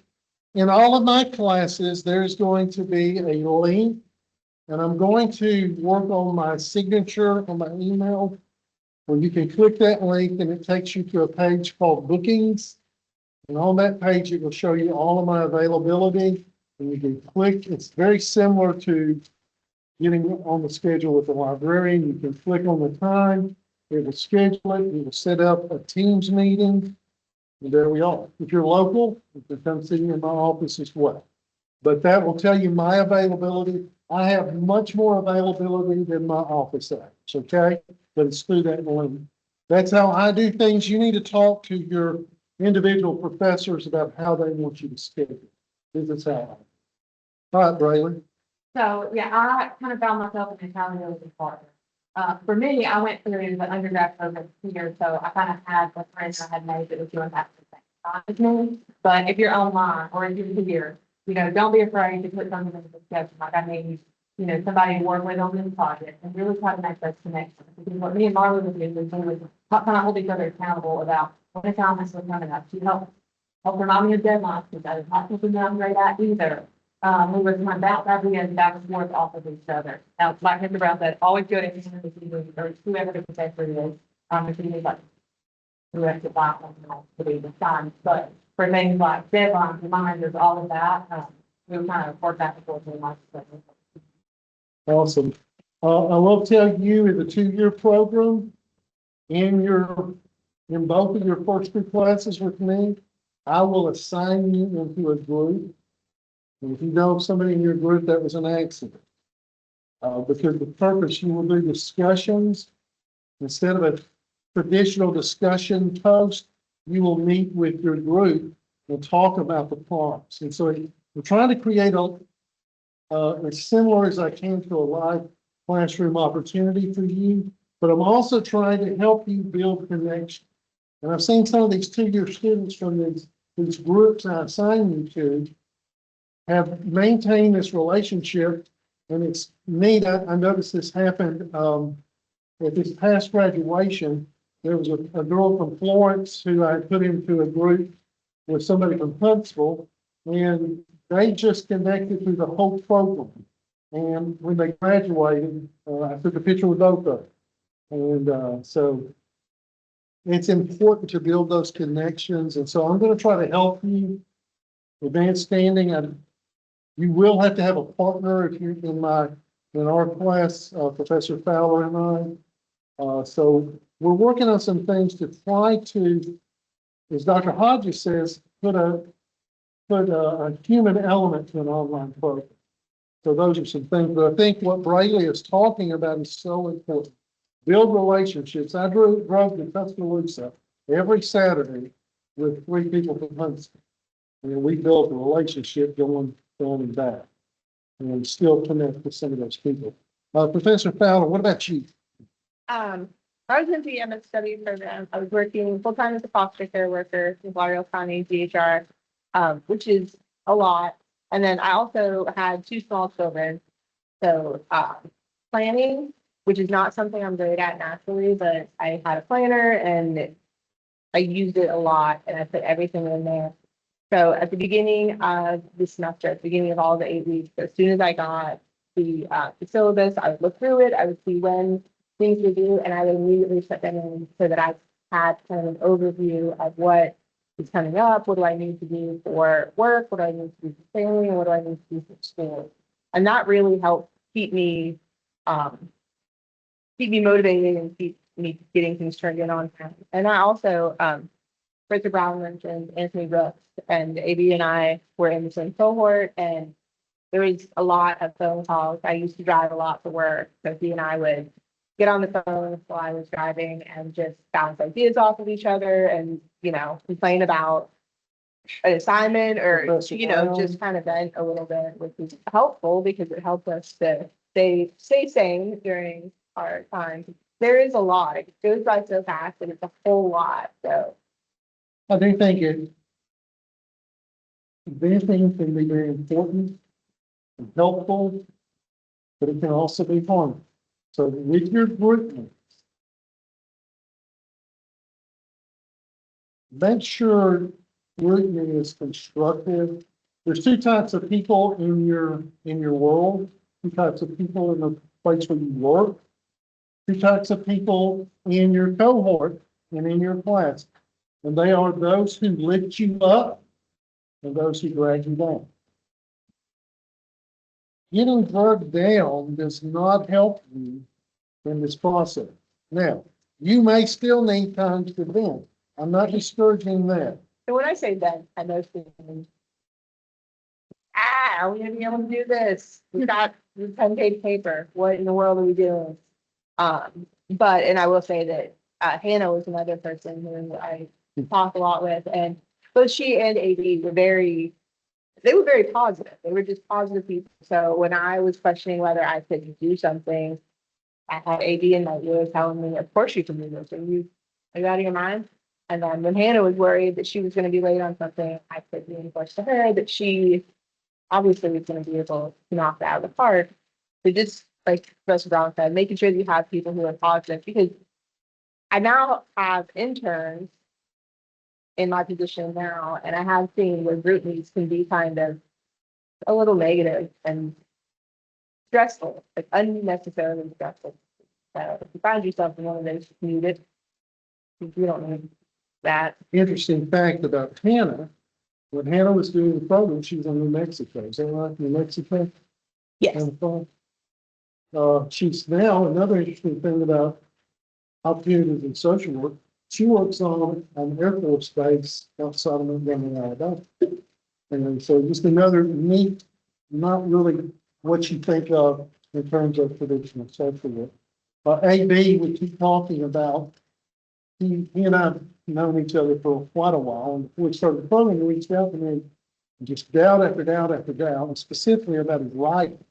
Not only did he stay in touch with me, but I think he ran every paper he wrote through the writing center to get feedback on how to make it better. So as Braley said, take advantage of these opportunities. All right, Ms. Brooklyn, what you got for us? I know y'all would never guess this, but I'm the complete opposite when it comes to staying organized. I wanted to be like y'all so bad, like write things down in a planner, mark it off. I did start it off that way the first day. And after it just went out, you can download the Canvas app on y'all's phone. I'm sure y'all know this by now. But as you do assignments, they just go away. And so when I learned that, I'd still write it down, but I just couldn't like make myself follow through with it. I'm just not an organized person. I don't know why. I wish I was, but it's very overwhelming because you'll see a lot of assignments due, like say like that first week, you'll see like 10 assignments due. And like that will just like, I don't know if any of y'all have anxiety, but I'm sure a lot of y'all do in some form. But that right there will just like set you off. And a lot of them say everything's due on Sunday. Well, just break things up. Like I know I said I work on everything on Sunday, and that's usually what I do too. But I knew people that would, I'll do 2 assignments on Monday and 2 assignments on Wednesday, and then Friday, and then I have the weekend to myself. So whatever works for you. That's what worked for me, was to just do it all on Sunday, and that way I knew I'm getting everything. I'm starting when I wake up, and I'm going all the way to the end. Now I do my readings and stuff through the week, but it's a lot. But like you can 100% do it. I agree. You're going to have to figure out what works for you. Now, I'm telling students all the time what Brooklyn is saying. Try to be done by Friday. Don't wait till Sunday. That's some self-care. If you can do it, you may not, and your job may not allow it. Your family may not allow it. But if you can, also, when you see those 10 assignments, look at which assignments carry the most weight. What is there on these assignments I can knock out in 20 to 30 minutes? Knock those things out. Because when you knock an assignment out, you have success, and you go, I just did it. I only have, but now don't wait till Sunday at 6 o'clock to write a 10-page paper to do at 11:59. So looking ahead, I think it's a good idea, Brooklyn. But trying to, being overwhelmed and stressed has a lot to do with what I believe about what I've seen. So, number one, believing that I can do this. All right.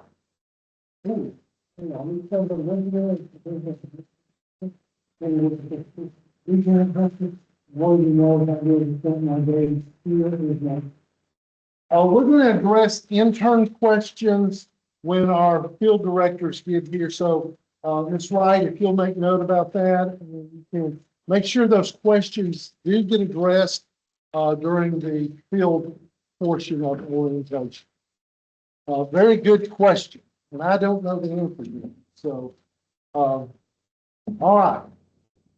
So we're about out of time. Before I ask my last question, do you have questions here or online for our panel? You can.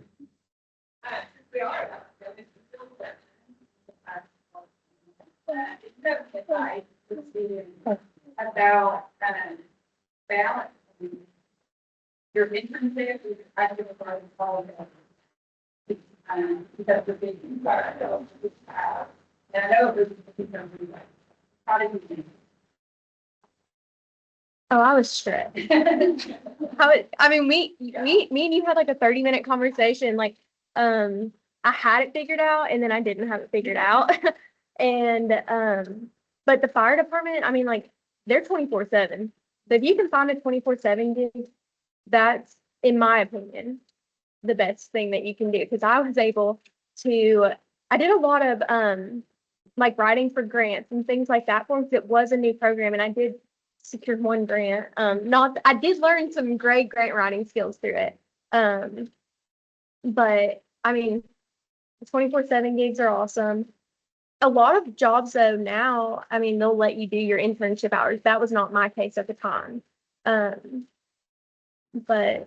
DHR will, in the state of Alabama Child Welfare, will not let you do the internship. Yeah.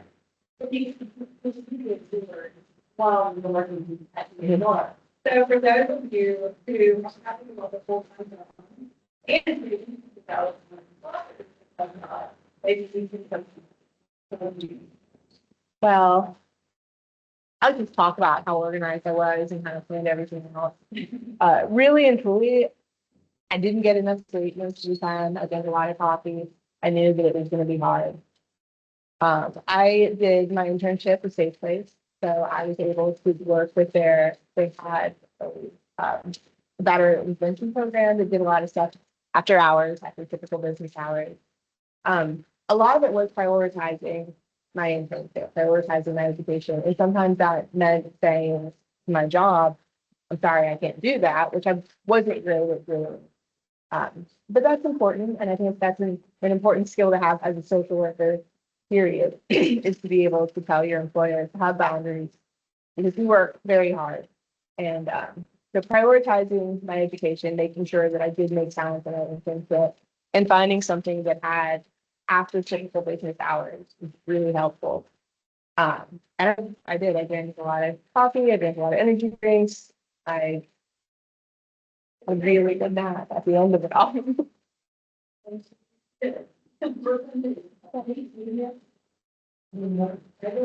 One. Okay. And also find things that you like, still do things you love to do. Don't let this consume you because once you do let it consume you, that's like when you start kind of backing out of it. And it's a 1 and 2 years goes by faster than, you know. Back to organization, Milton. Seriously, what she's saying is true, but you may have to be very deliberate. And you may have, when I went to school, I was working 2 jobs. One was the HR. I had 3 girls that I was raising, ages 3 to 12. And they were playing sports, softball. I'm very involved with that. I didn't miss them. But I had to be very deliberate in scheduling. To be deliberate, schedule time with the kids, schedule time with your significant other. Build that into your schedule, okay? All right. I feel like I was a little bit different in that period, because I did not work a social work job when I went back to I went back right after I graduated undergrad. So I was doing working part-time and then I did my internship full-time at UNICEF. So I did not have to balance quite as much as they did, but I did still have, life and things that came up while I was in the program. At one point in time, I called them around that had lots of going on. I was like, I'm done. Like really. But I had my accountability partner, she kind of really backed me in along and like, you can do this. In the plan, I had a lot of self-doubt on the program. I was young, I was not working in the field like some of the other people were, so I really kind of doubted myself. But Yeah. I'll throw this, and this will be our segment into, Ms. Owens and Ms. Wright. But one thing, know what you, when you think about your internship, think about what it is you want to be when you grow up.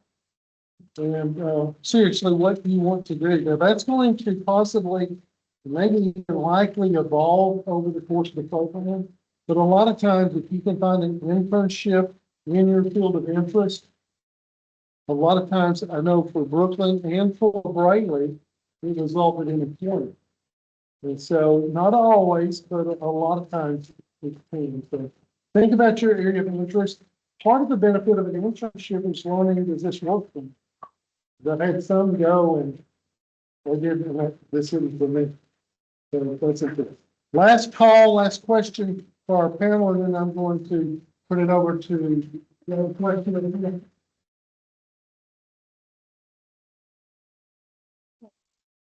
So a lot of internships aren't paid. Yeah, I'll let y'all address that about, they're asking about paid internships.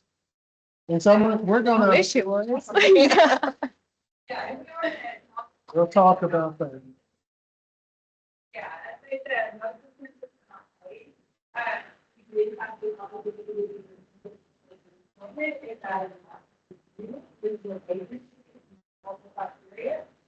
if they just overnight. But as far as getting paid, it is allowed, but in one time. Because other places know. It's, you're getting something, not like, hey, listen, you're going to get, they're placing something. So it's not, yeah, it's down. But you are. Yes, ma'am. I know the first number of hours. You don't hours over the last year, well, that's not really on the top of. They want to get one set. That's the first time. Well, we're going to segment to define. And so, I want to thank our panel. We'll give them a hand. Hey, I look forward, I'm just going to check out you guys. 2 years, I'm going to see you August 19th. August 19th. 1 year, I'll see you in the second half of the week, okay? Y'all have a great evening.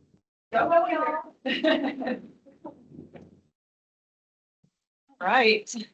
You will give us just a second. We are going to get our PowerPoint set up for you guys.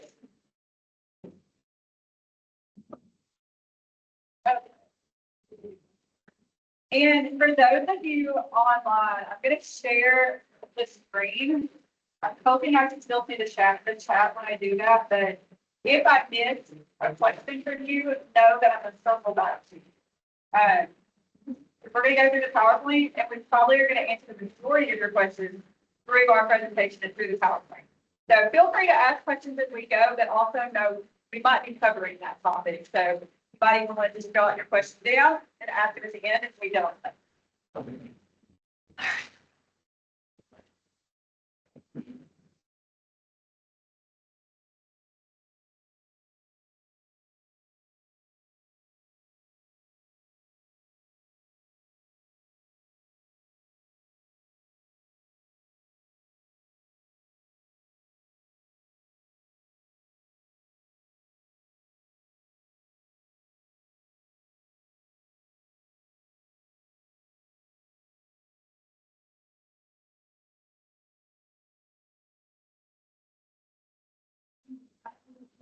Yes, you will. You will.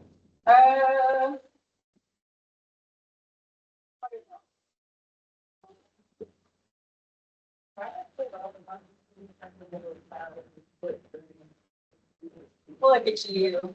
3 yards, teaching the teacher. Okay, so what is it? This one? Wait, that. Okay. Yes. You might have to go ahead and. Feel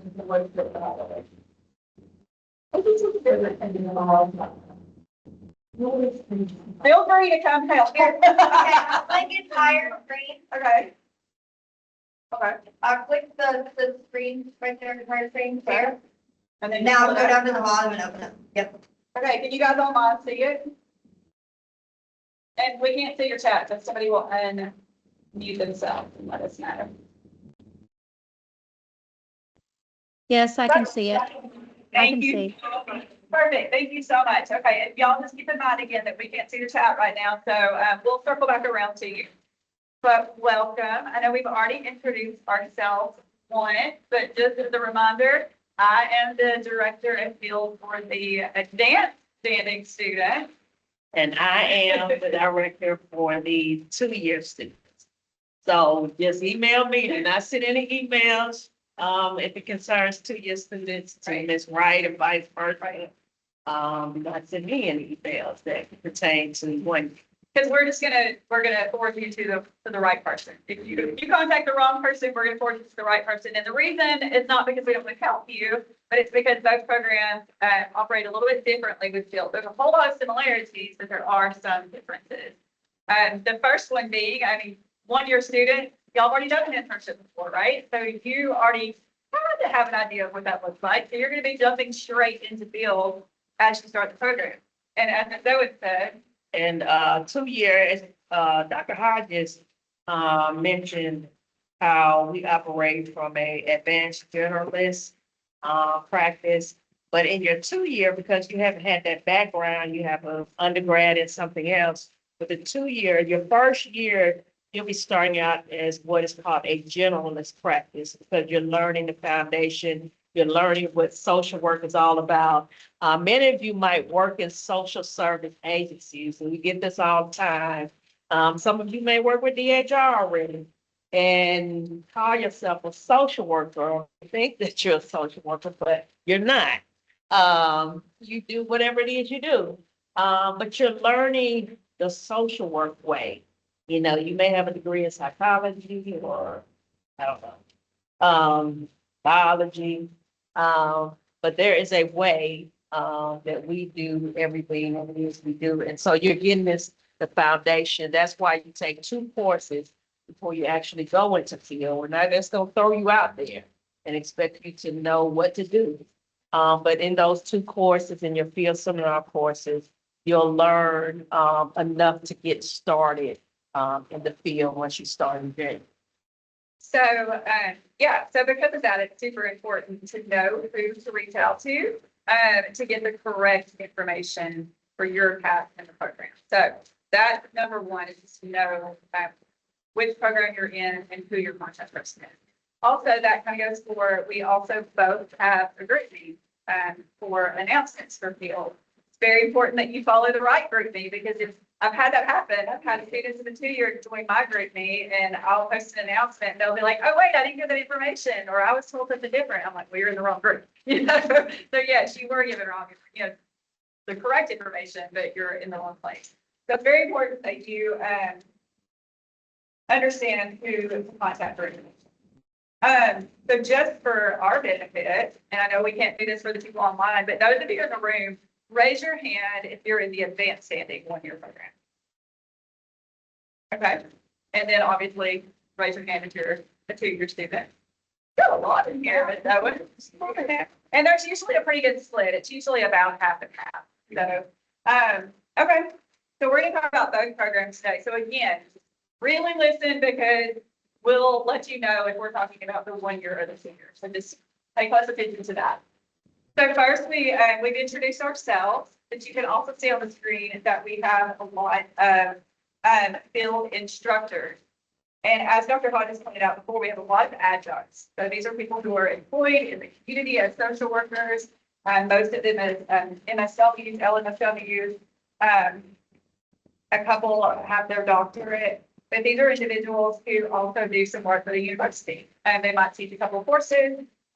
But these individuals that you see listed here, and there are 12 of them, are all part of the field faculty. So these are all individuals who teach various sections throughout the field course. So you will not have myself and Owens for every field course that you take. You may have one of these people, but it's okay. They know all the information. We're all working on the same curriculum. You just have a different person who is grading your work and following up. So we wanted you to be aware of that. All right, so leveled internship. Right. So with our MSW, 2-year program, field runs concurrent with coursework for the entirety of the program. So you'll always be taking coursework with field. You'll never, unless you have some part-time specialized program, you'll always be doing your internship along with coursework. Students in the 2-year MSW program do not enter a field agency during the first semester. First semester, you'll be taking what's called SW 530. First 8 weeks, you'll be taking SW 530. Second 8 weeks, you'll be taking 531.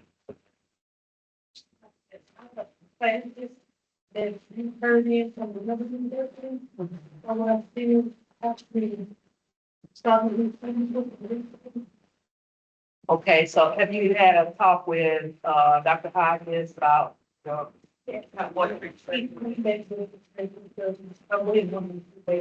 Okay, he'll have to explain all that. I don't. There's rules, I know, with different universities, that there's like transferring how many credits they'll accept, and what they'll accept, and if they'll accept internship hours. Yeah, you'll have to do that. All right, so students will complete their first 2 field courses by 3531 through online learning activities. So in those classes, you'll be earning field hours. In 530, you'll earn 75 field hours. 531, you'll earn 75 field hours. In-person agency placement will begin in spring 2027. We actually start, you see the date of December 21st, that's when all your paperwork will be due into me for field. The classes don't start, I think, maybe January 4th, 6th. It's the week of the 4th. Students locate and secure their own field placement with approval from field faculty. 950 hours over the course of 8-week session. Generalist practice. So let me say that needs to be corrected. It should be, say 900 is what I feel meant. Generalist practice, first session 1 is 530, it's 75 hours. Section 2, 531 is 75 hours. Section 3, SW 532. This is where you start your internship. Once you hit 532, you'll start your internship, which that's in January of 2027. Each 8 weeks, starting at this point, each 8 weeks, you'll earn 125 hours. And you earn that by doing 16 hours a week. You work out with your supervisor, whoever, however you get those 16 in. You know, you could do 4 4-hour days, 2 8-hour days. That's on whatever you all agree on, that supervisor, that agency agreed to.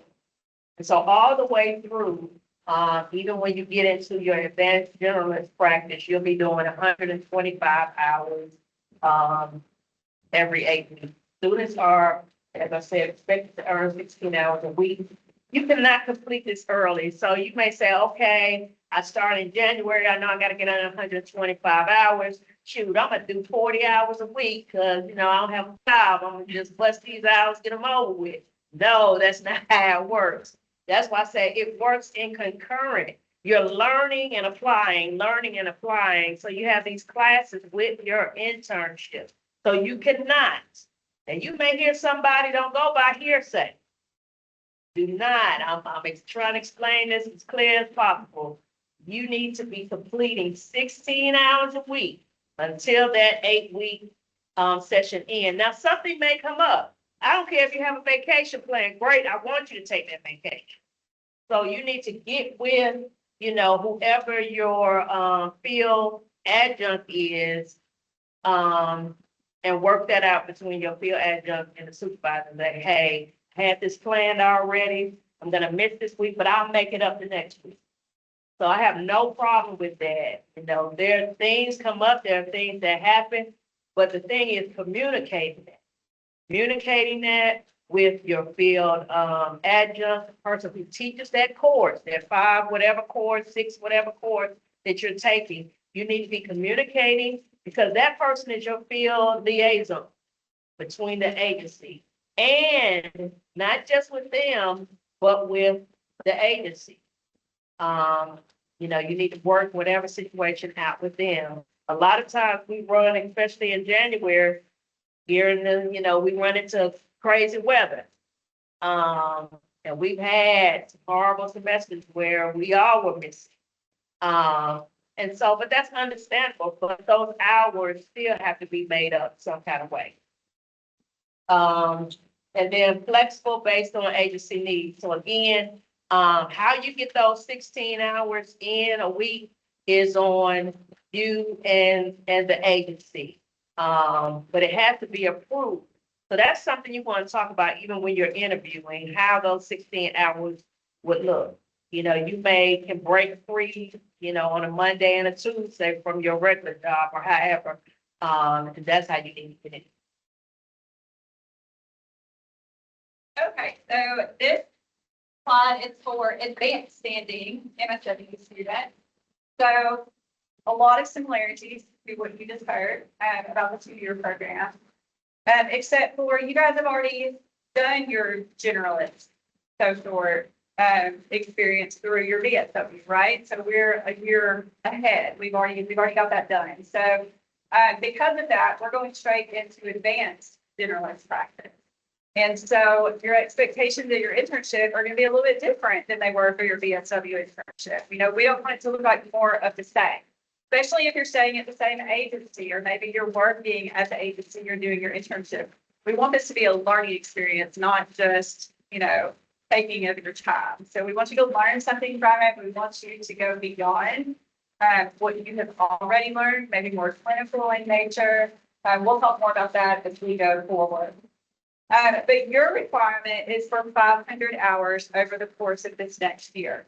And again, as Ms. Owen said, the session hour requirements are the same.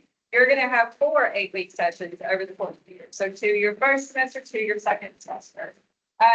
Each of those you will need to earn 125 hours.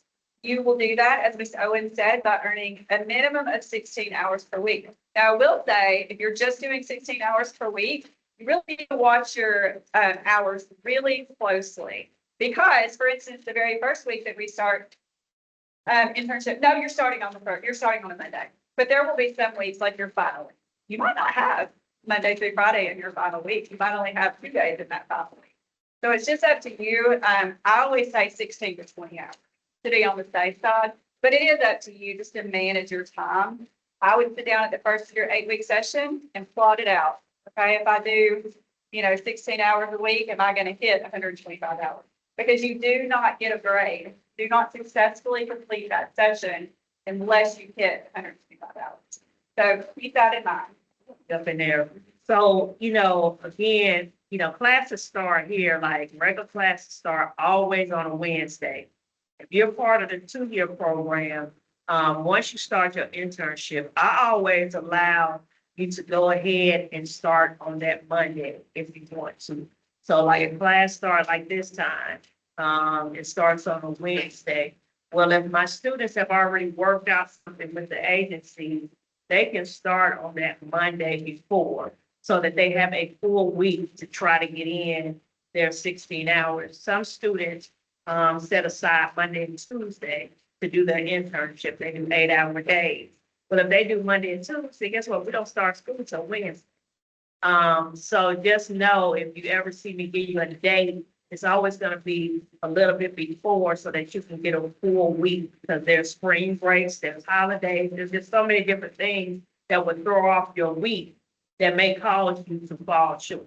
Yeah, and I'm glad you brought up holidays because luckily we get a lot of them, right? Which is good, but it can also interfere with your internship. And you know, we're really strict on these hours because it is a CSWA requirement. It's not just us saying you need these hours. You have to get these hours to get a degree from an accredited university. So we can't say, oh, it snowed, you know, so we're a week short. No, we have to make that time up. And again, I know that can feel really difficult. It's not your fault. It's not our fault. It's just the weather, right? But we do have to get that time in. And the same goes for if you're sick. We absolutely understand, like, people get sick, right? I mean, or COVID's still a thing, the flu, you know, there's a lot, right? So there's so many things that can happen. I promise there is flexibility if you will communicate. There is grace if you will communicate, but that's still, you still have to get that time. And we're just going to work with you to develop a plan to get that in. So again, you're responsible for your hours. If you know that fall break is coming up and you don't want to go to your internship over fall break, you want to take that time off, well, you may need to double up some other times to make sure you hit that 125. You do follow the university schedule as far as your hours. So if there is a break from the university, you don't have to go to your internship. But again, no, you need to work that out for your hours. And you can go. That doesn't mean you can't go. So for instance, spring break, the whole week, right? So maybe you need to work during spring break, or maybe you have enough hours where you go. Again, it's just all up to you managing the time. As Zoe said, your hours are flexible, so it's absolutely up to people what works best for you. You need 4 4-hour days, 2 8-hour days. If you're working a full-time job and you need to go from 5 to 7 or 5 to 8, you know, that's up to you. Just make sure it works for your agency that you're at as well. Again, we talked about the focus for the attending students needs to be different. We don't want to do more of the same. You need to be working towards the clinical skills. Really just the things that you're learning in your classes is what you need to be working on applying in your agency. Okay, upcoming due dates, and again, you're going to notice that there are due dates if you're an advanced standing student, and there are different due dates if you're a two-year student. So I'll talk first about the advanced standing due dates, and then I'll turn it over to Ms. Owens. These are all forms that you see here. If you're an advanced standing student, I've already sent you these documents, so you should have access to them. These are the dates that they're due. So I think I have everything on August the 7th. So you still have a few weeks to get your placement confirmed and get these forms completed. You're going to see that this says upload your form into Sonia.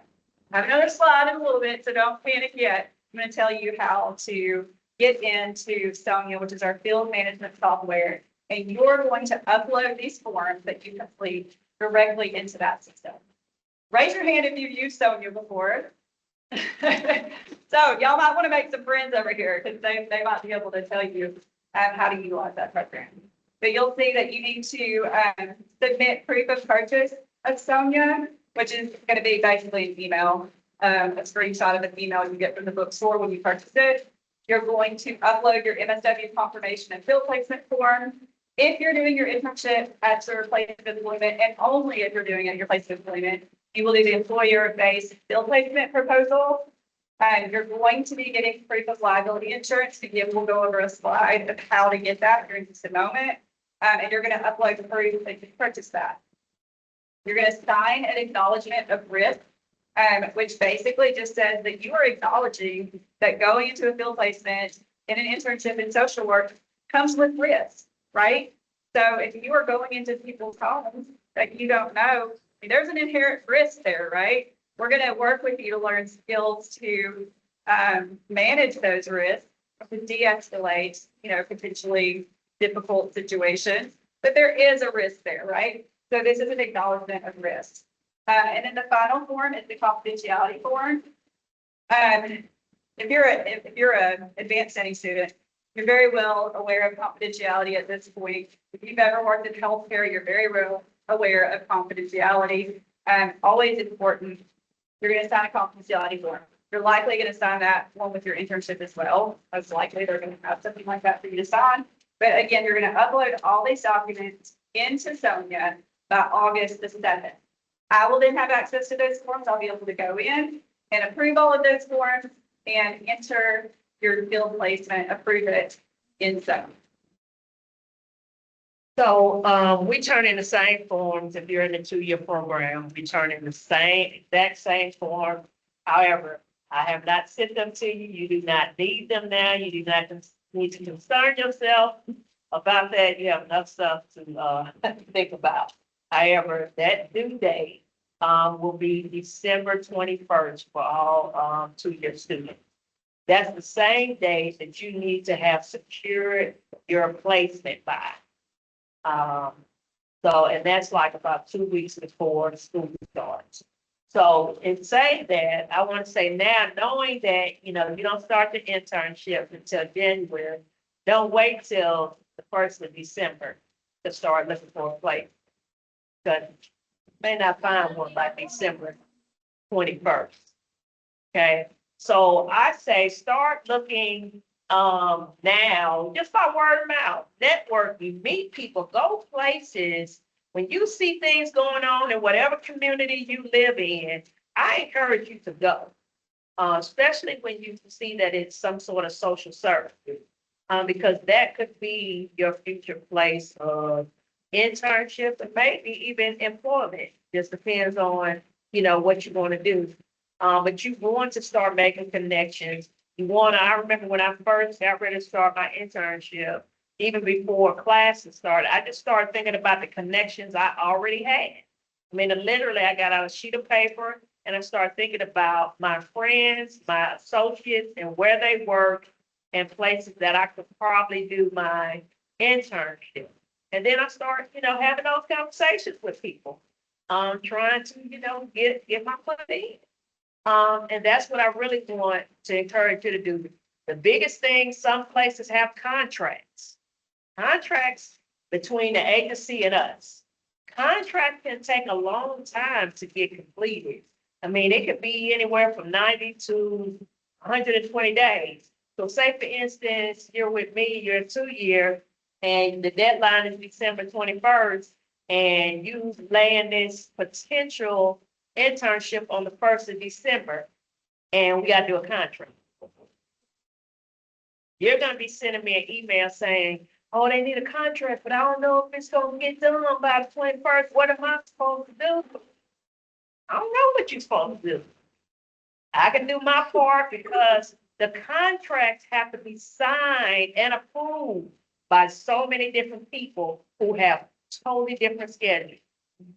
I may have to draw up the contract, then I have to send it to University Council. University Council has to look it over and say, hey, I need you to change this word, do this different, or they may approve it. It gets sent back to me. Then 2 other people, our provost and another individual, has to sign off. So it's many hands. And then all these people can have signed off on it. It gets sent back to the agency. That's what I'm dealing with right now. And the agency says, we need to reword this. Guess what? I got to start from scratch all over again. We have just taken up 4 weeks to get everybody's signature, but there's changes that have to be made. And so they decide to make changes. Then University Council says, we're not going to do that. This is what we're going to do. So the whole prospect of that intern may get shot down, because we can't come into an agreement. This is why, I hope you really hear, and this could be for 1 year as well. This is why you have to start early. Even if down the line you want to make some changes. But again, all these forms are due on the 21st. Like I said, you don't have to worry about it now, but please don't wait until the last minute. Yeah, and to, after that, now I'm blank. Not all agencies require a contract, so that's just something to ask, or if they ask you. And we have a lot of contracts already developed as well, especially if you're local, not even just locally. We have a lot with, agencies all over. But obviously, we're an online program and we have students in New York and Hawaii and California. So very well might be an agency we've never used before, and that's okay. If your agency says, oh, you can't come because we don't have a contract, don't rule them out. We can complete a contract, and we're always looking to add new agencies to the list. So make sure they know, oh, well, let me get with the field director and try to get that process started. So don't just rule them out because they say they don't have a contract. So just keep those things in mind. And somebody asked a question earlier about paying internship. One intern that I know of right off the bat, you may know more, that does pay is with the VA. Yeah. But that's not something you can just up and say, hey, I want to go Yeah, to the there's VA. not a lot already passed for fall. Yeah, I mean, that's something that you have to decide kind of way ahead of time. And we have students that get on with the VA. I mean, they do their internship there, they get paid for their internship, 500 hours is all they pay for. So that'll work for the 1-year student. 2-year, they'll pay for 500 hours, and then, we have 4 hours. Usually they want 2-year students, they're fine. It's what they've told me before, so I don't know if it's something different, but they want them, they're during your advanced year, which they're not. During the first year. So that's just something to think about, knowing that you have to start making those connections early or make it known early to us so that we can help get you connected with the right person. We do have, multiple students, I think, working with actually one of them, if I'm not mistaken, one of the individuals in the panel today, who start your internship and you're doing such a great job that they're like, let me hire you either full-time or part-time during your internship. And that's amazing. Awesome. We're going to support that. You just need to make sure you reach out to us because then we'll need to do that additional form for you to get permission to do it at your place of appointment. So opportunities like that do present themselves to a lot of students. Identification of and selection of a field practice site is the responsibility of the student. Once the internship has been secured, the student will submit the required field paperwork to the director of field, who will then be responsible for reviewing the appropriateness of the placement. The field setting must have a social service program with standards and philosophy acceptable to the community, the profession, and the Department of Social Work here in the University of North Alabama. The field setting should provide the opportunity for students to engage in generalist and advanced generalist practice experiences with individuals, groups, organizations, and communities reflective of the region's unique social and cultural environment. The administrator and staff of the agency should be cognizant and understanding of social work education and in agreement with the department's mission and goals. The agency must be willing to commit a competent staff person as a field setting supervisor who will guide the student's field instruction, internship placement experience.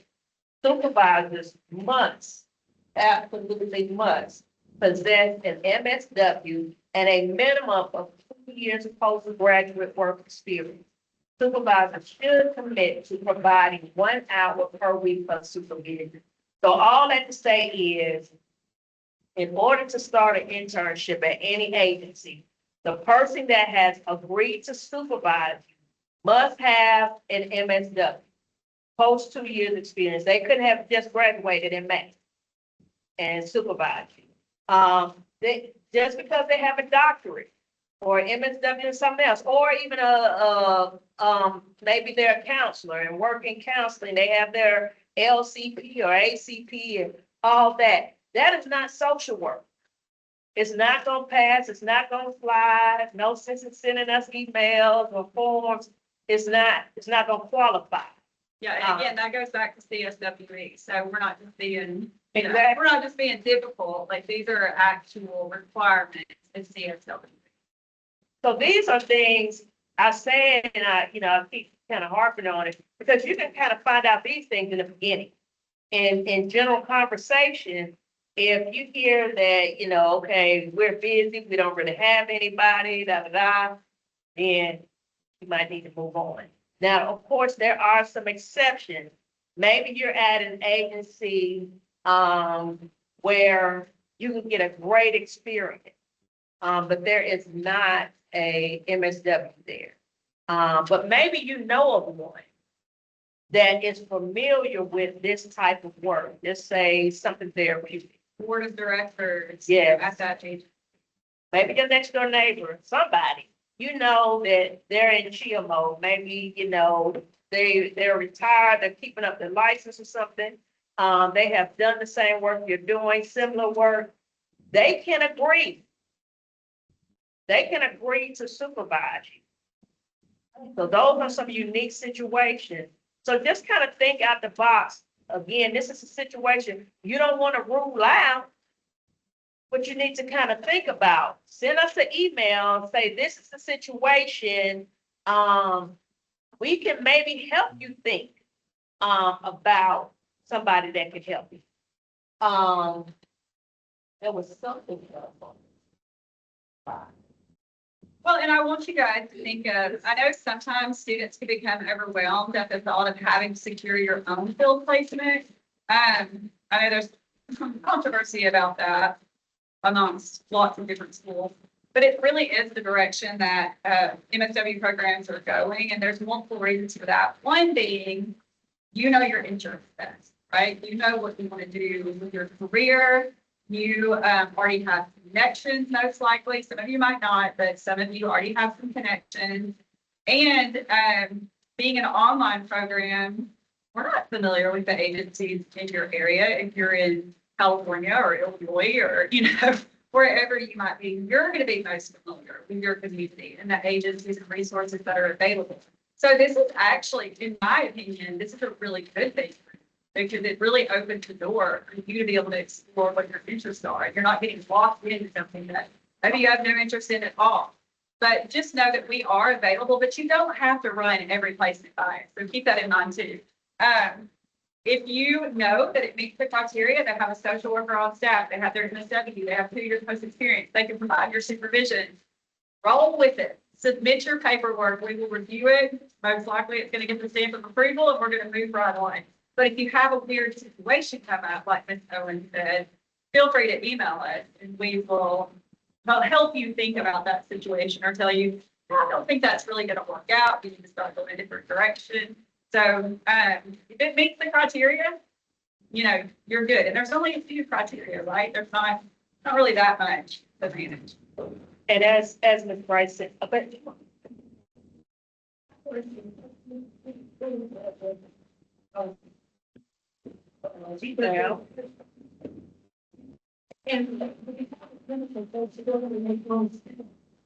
was she potentially yeah, have that conversation with her. Yes, I mean, it would definitely already, you told me her potential. So it's up to her. So hear me. You can know an agency has a social worker, but that doesn't mean that they're able to supervise you. Maybe because of their workload, they just don't have time. And just think for those of you who've been in social service, I mean, social workers are busy. But yet there's some people sitting on ready to supervise that want to supervise students. So yes, that's a huge possibility. That's a great opportunity. I would definitely just have that conversation. Hey, I'm getting ready to start, the master program, not my internship right now, but in January, would you be willing? That's giving her a chance to get her mind right, maybe ducks in a row to say, hey, I'm about to take on an intern in January. So yes, you're giving me time to kind of, get everything situated. So that's a good scenario. Also, providing 1 hour. This person needs to provide 1 hour a week of supervision. It doesn't have to be face-to-face in person. It can be virtually. It can be on the telephone. But they literally have to do supervision with you. Like a conference. Give it like a conference. Right. Any other questions? And there is a link to the field name. Okay. Okay. This is something a lot of people ask. In fact, it's been asked today already. Can I complete my field placement at my current place? And the answer is honestly maybe. Likely, but maybe, right? So students who are currently employed, if you're currently employed as a social worker or at a social service agent, you can request employment-based field placement. Still has to meet all that criteria that we just went over. So there's got to be someone there with an MSW who's willing to provide your supervision. You've got to be able to earn minimum 16 hours per week, which probably you have problem if you're employed there.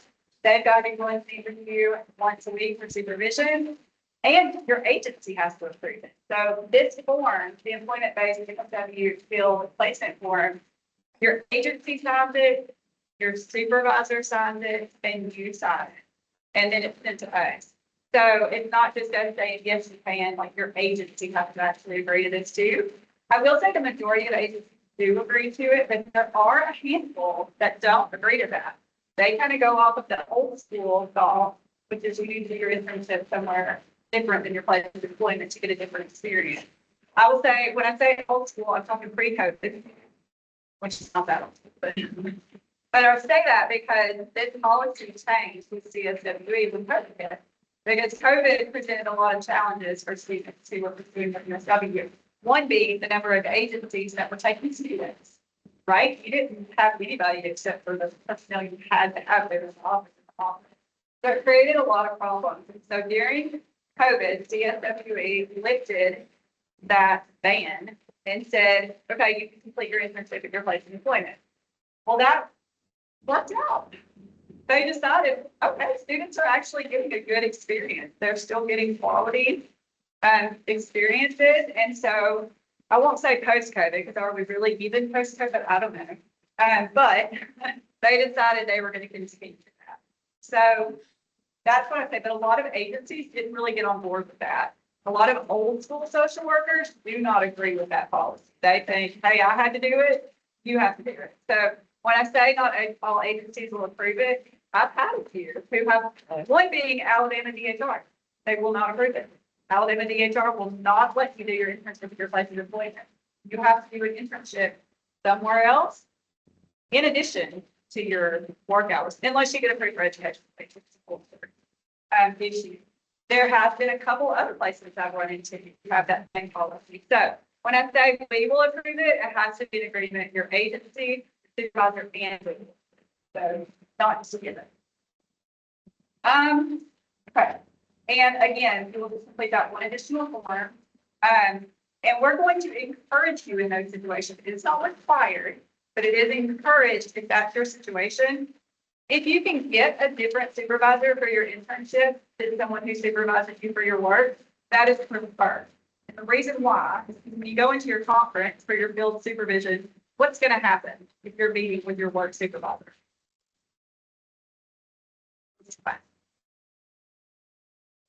Okay, y'all go. I'm kidding. They're going to talk to you about your workload, right? They're going to talk to you about your work, your paid employment. They're not going to be thinking about your internship and what you're learning and what experiences you want. Maybe they will, but most likely it falls back into your work, right? So when you can have a different supervisor, that is preferred. If you can't because there's only one social worker, fine. We're going to just try our best to make it work, right? But that is preferred, but not required.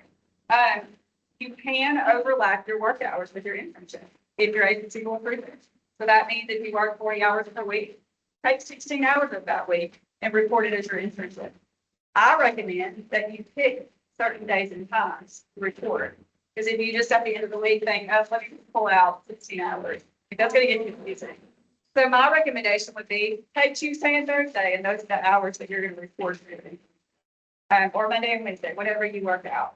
That is what I would recommend. Okay. Can your placement be arranged evenings or weekends? And yes, again, it's just on up to that agency. But yes, you can do that. If most of you work, 8 to 4, 8 to 5, and you can't, do your internship at your place of employment. So therefore you're looking for something outside of that. I think I was sharing with that table back there. You want to think about, this is where you have to start thinking out the box. And this is where I don't mind getting on the phone or getting on Microsoft Teams with you to help you think through things that you may not have thought about, such as like substance abuse, IOP programs, after school type programs, those hospitals, psychiatric units, think of places, as I think it was it Jennifer who said it today, and in Brooklyn, think of places that are open 24 hours per day who need social workers, right? Staff, like those are the type places you're probably going to want to start reaching out to. Shelters. And me and the 2 year, I don't know how you do. If you find a good online, gotta be good. Good luck. Lately, I've had some amazing. I've had one that I've liked. Students have had amazing opportunities. But if you find an online intern, that's definitely one we have to sit and talk about. But if I see where you can get, where it qualifies, first of all, and that you can get a good experience. And because you work, this is like what you really need. I don't mind. I don't mind, but again, that's one, can't wait till the last minute, start digging, start looking, and we'll look at the experience. Now I have actually talked to directors, because I want to know what kind of experience that this internship is going to get, not just answering phones or making appointments. That is part of an experience, because we all do that. There's more to it. And as far as like getting placements approved, the best thing that you can do is fill out those forms completely. There's going to be, I don't know how many of you have, I know advanced study students, you already have access to those forms. So I don't know how many of you have looked at them, but it has you actually talk about like what you're going to be able to do with that internship to meet each of those competencies. So if you don't know right off, then you need to have a conversation with your supervisor or whoever interviews you. How am I going to get experience in this particular area? It doesn't have to be like exactly to a T, exactly. Stop. Make sure you're muted. Make sure you're muted online, guys. But it doesn't have to be, things can change, right? But it just needs to give us a general idea that and your supervisor knows that your agency is going to give you a good, well-rounded experience. So make sure you fill out those forms completely. Does student need insurance? You need insurance. Students are required to obtain student liability coverage. Coverage is limited to $1 million/3 million. Must be renewed annually. It is required that students also carry automobile insurance policy if you will be using your car to carry outside, to do outside assignments. So yes, you definitely need insurance. And on this part of the PowerPoint, these agencies here on the PowerPoint, these are just a few agencies that we researched and put on here. Our insurance is just like buying car insurance or life insurance, whatever it is you purchase. You just get online and dig, find what fits you, find maybe the best, I'm looking for the best deal for my money. I already know how much insurance I have to have. And I just get online playing around, and that's what we did coming up with these few. We're not telling you that you have to do these. You may find something that's not on here that we have never heard about. And so, but you do have to have insurance annually. And so pay attention when you do purchase it, especially for a 2-year student, when it runs out. Because you will, in the part of the 2-year program, you will have to renew. Yeah, you wouldn't want to get it right now with a 2-year student because you're wasting 6 months of it. You're going to want to wait until right before you start so that you can have it for a full year. And for those of you who are MSW students, or not MSW, all students, for those of you who are advanced standing students and who just finished your BSW, looking at this table because there's quite a few of you. I don't know, anybody else in here just finished a BSW? Okay, perfect. You might still have insurance.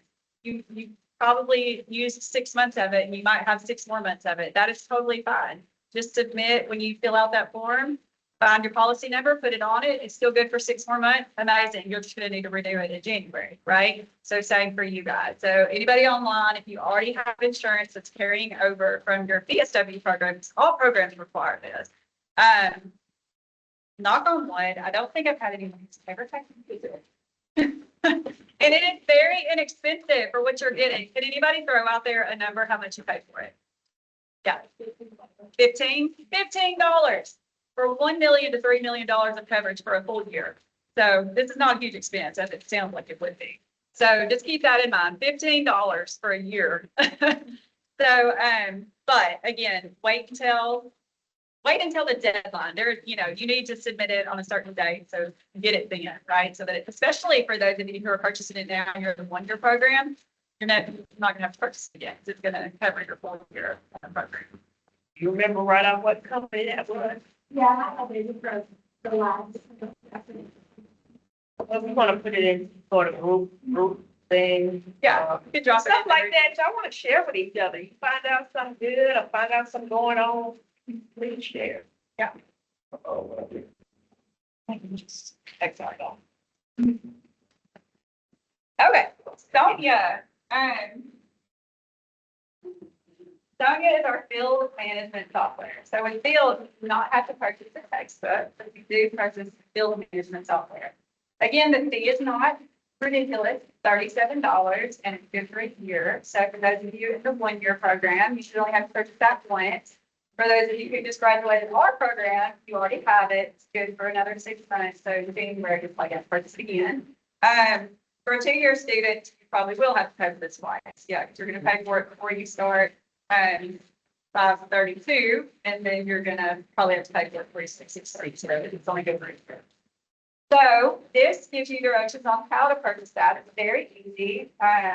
You've gone to UNA before, you've ever purchased through the UNA book before, you're going to do it the same way. You haven't gone to the UNA, which I know a lot of you haven't. You can go online to una.edu, which is our UNA, the main page. Up at the top, there's a quick links, right? We kind of showed you earlier, the quick links from resource store. Then you're going to click on student resources, and then bookstore, and then textbook, and then shop by course. It's all right here. So just follow these little clicks. Very, very easy. It's going to prompt you to select your term, which you're going to put in fall 2026. I did check this yesterday, and fall is not in there yet, so you're not going to be able to purchase this today. Hopefully they'll upload it very soon because people are going to start purchasing their textbooks for fall. You're going to select the department, which is social work, and you're going to select a course. If you're an advanced studying student, just pick 630. If you're a 2-year student, just pick 532 when it's time for you guys to purchase this. I will tell you when, but likely just before you start 532. So January 1. yeah, so that's how you purchase it. It might ask you to pick a section. You can just pick overall because it really doesn't matter that if you're in section 3, it doesn't matter. It's the same program for everybody. So just follow these steps, and then it's going to pop up. You can purchase it online. You can also go to the bookstore if you want to. You can purchase it at the bookstore. But this is just a really easy way to do it. When you purchase it, it is not going to provide you anything. You're going to be like, where is my login? I just purchased this. What do I get? It's going to tell you, and you guys might be able to tell me if I'm wrong, but I think it gives you an email and it says, we're mailing your thing to you, or it'll be ready and blah, blah, blah. You're not getting anything. That's just like an automatic message because it's more for like textbooks, right? So like if you ordered a textbook online, it's going to mail it to you. So it's really just an automatic message. You're not getting anything from the bookstore. So don't think you're missing anything. All you're doing is you're paying for it. Once you pay for it, you can take a screenshot because you're going to get a confirmation email that you paid for it. It's going to say Sonia and that you paid for it. If you'll just take a screenshot of that, then you can upload it into Sonia in that document section. And we'll show you how to do that in a second. Where you're uploading all your other forms, and that's your proof that you purchased it. Like all these other forms, you cannot start your internship until you purchase it. So keep that in mind. Okay, so, yeah. So the proof of internship. I have you uploaded into Sonia. I don't know if you're doing that or if you have to be, but Yeah, just email. yeah. So different again for different. Okay, this is your Sonia access instructions. I'm going ahead and giving it to you because you can go ahead and get into this system today, even though you haven't purchased it. But just know you will not be starting your internship until you purchase it. So I have entered all the advanced standing students into the system already. If you're a 2-year student, do not go ahead and get into the system because it's going to then charge. Well, first of all, your information is not in there, so you can't get it. My advanced standing students, I've already put all your information into the system, so you're in there because again, your deadline's coming up sooner to enter your paper. So you're already in there. You're going to follow these instructions to get into that. I'm not going to go through this step by step because it's right here and you can follow it. I think it's fairly easy. You guys, fairly easy, yeah. But all your information is here. Your credentials are exactly the same that you use to get into Canvas, and that's gonna be for everybody. So whatever you use to get into Canvas, to get into your email portal, it's gonna be exactly the same because Sonia routes you through the university system. So, for example, I've got my username. It's my email is kgporter@uma.edu. My username is gonna be kgporter. So whatever comes before that @ is your login. But it's again going to be the exact same that you use for Canvas. Again, just follow all the instructions. There's also, you can click on, I know it's not hyperlinked, but you can highlight that link and it will bring and put it into your browser, and that will bring you to a YouTube video that will also give you some instructions if you need a little bit more instruction. And then you're just going to want to save this because you're going to be getting into Sonia. So save it on your computer. As far as, again, the system for getting in, if you look at the very final flag down there, and again, this is just for my advanced study students.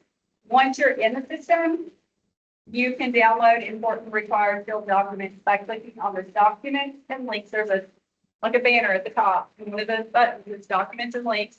You're just going to push it. And when you do, a little plus sign will pop up. You hit the plus sign, and that's how you're going to download your forms into the system. Does that make sense? Pretty easy.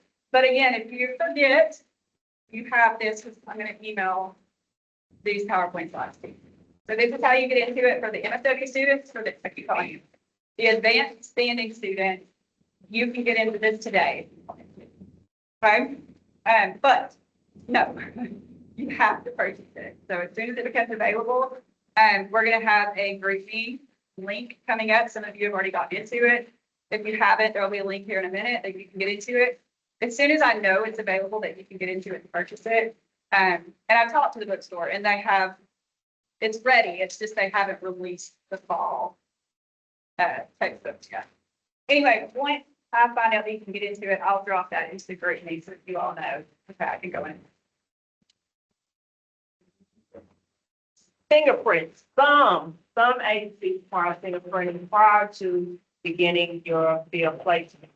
During your agency interview, it is your responsibility to ask if this requirement for placement.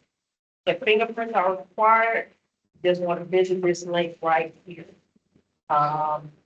So mostly, I'm trying to think outside of school. Schools, hospitals, sometimes like psychiatric unit. Child welfare. They all require it.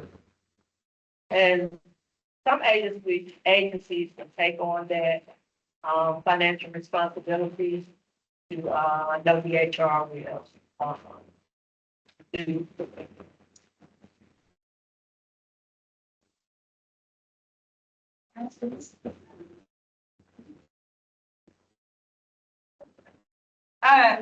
Okay, this is again just for advanced standing students. So close your ears if you're if you're a 2-year student, because I don't want to confuse you, but if you're an advanced standing student, I did require a pre-placement conference with every single one of you and your supervisor.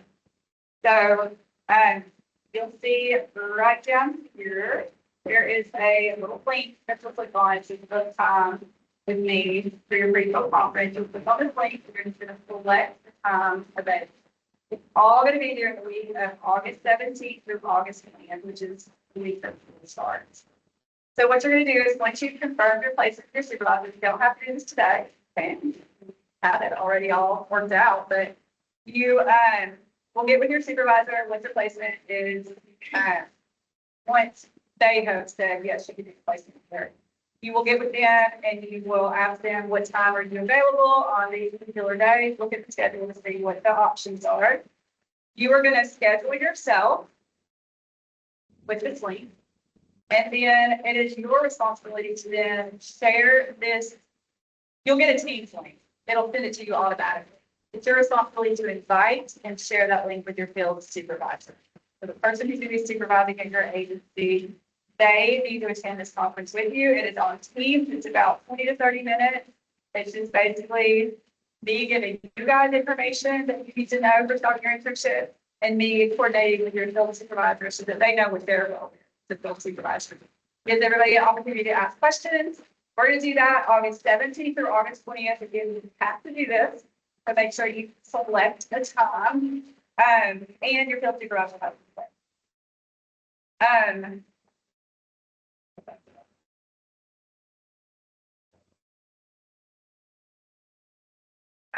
We do our report to my field agency. So for advanced standing students, again, you're going to be starting more immediately, but it's not going to be that very first week, because we're going to be doing our conference that very first week. So the plan is for you to begin on August 24th. But again, since you're starting a week late, you need to factor that into your hours and make sure that you get in your 125 hours during your first day session. And then for 2-year students, we'll be starting the week of January 4th. Again, classes start on a Wednesday, which will be January 6th. However, if you know, just say like Monday and Tuesday or Monday is going to be the days that you're going to be working, I have opened that whole week up. Even though classes hadn't officially started, you can go ahead and start that week of classes. But if you want to wait until the 6th, all you're doing is shorting your week. I'm trying to get your whole week to get your 16 hours in. If not, then all you have is Monday, probably through Friday. Try to get in 16 hours. Wednesday through Friday to get in 16 hours. But this allows you to have an entire week. Okay, so another question that students probably have is, what goes into it? And obviously you have your field internship, right? That's like a huge part of your field experience, but it's not the only part. There is what we refer to as field seminar. So with field seminar comes some assignments, some work that you have to do in conjunction with your field internship. One thing that you'll be doing is weekly log. You're a graduate of our program. You're very familiar with this already, except for y'all be happy to know they're not going to be in Sonia. So terrible pain. They're going to be back in Canvas. So you're going to be doing a weekly log, and this is for everybody, right? Yeah. So this is for everybody. Once you start, let's see your students will be doing this as well. It's going to be due every Sunday at 11:59, and it's going to factor in any hours you've earned from Monday through Sunday. So, because again, some of you might have to be here for the weekend. That's why it's due on Sundays, and includes your weekend hours. You'll get more information about that, obviously, through your class, what that looks like. You're going to have a student learning agreement. This is an agreement.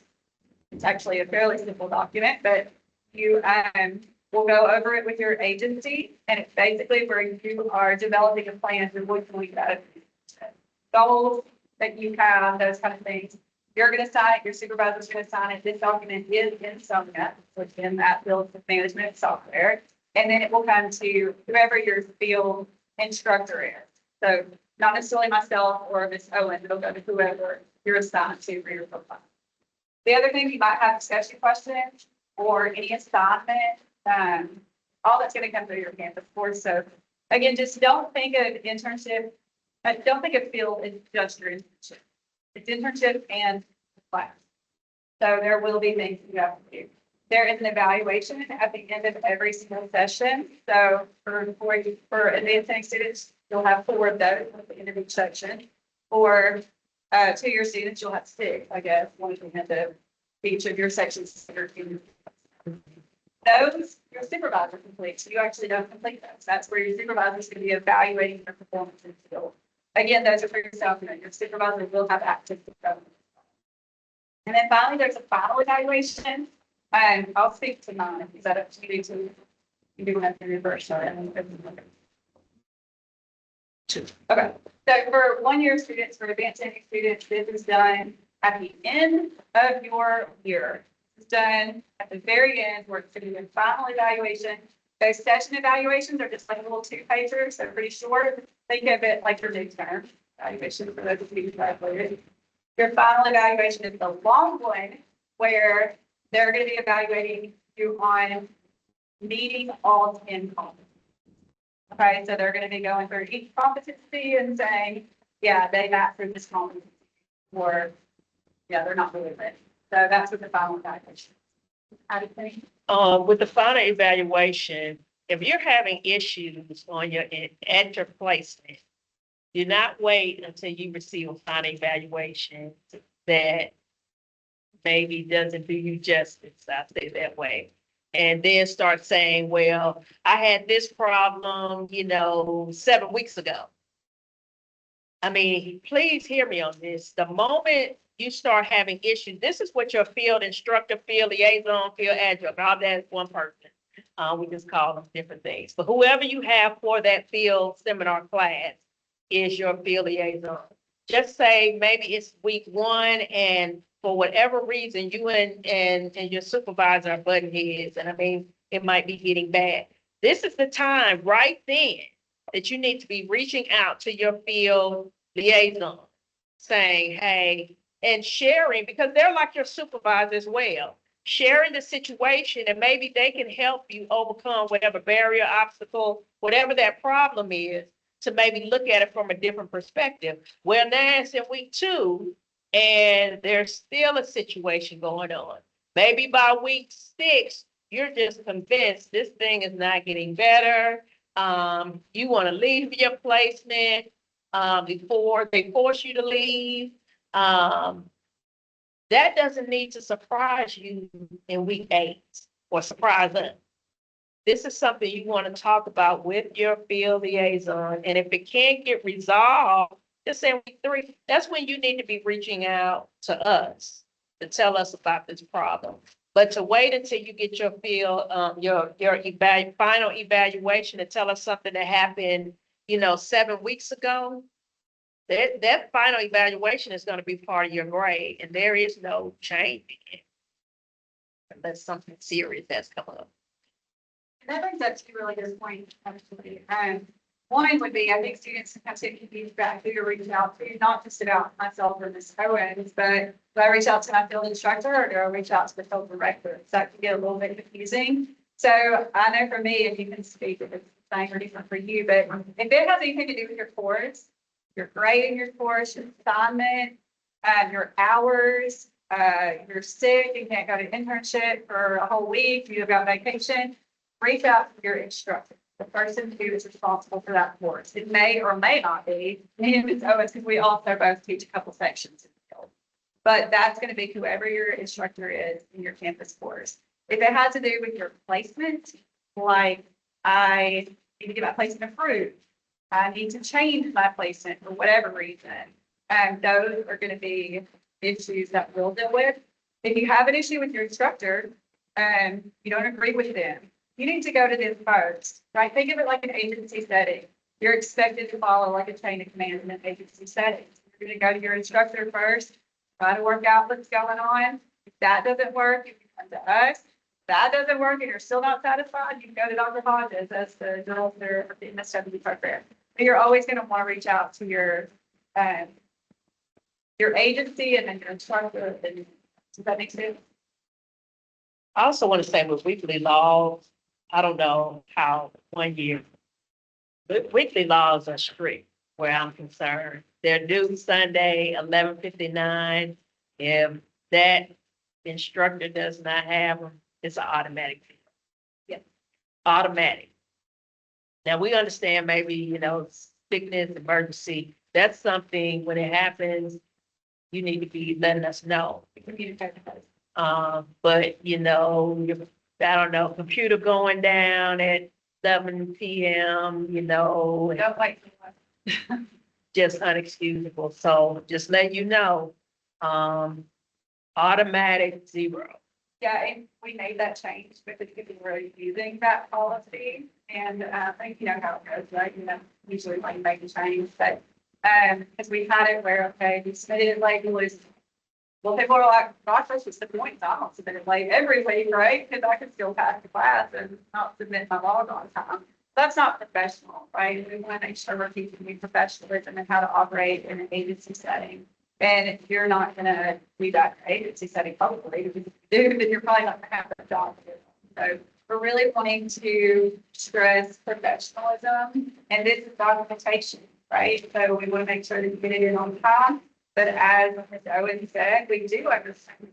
We're not cold-hearted, right? We understand when things come up and there's sickness or death in the family or an emergency or whatever. communicate, right? Communicate ahead of time. Don't wait until after. Because I promise, we will give grace, we will work with you, if you are just communicating. Okay, this is for advanced standing students only. If you're a two-year student, do not scan this. But if you're an advanced standing student, please scan this link if you have not joined the group meet already. If you've already joined, you're in it. If you haven't, and this, join the group meet. I will, okay, this group meet is unique, and this is because of university policies. You will not be able to send any messages through this group meet link. Again, that is a university policy, but to go through legal for that. You cannot comment on anything that I post. This is simply for me to post announcements.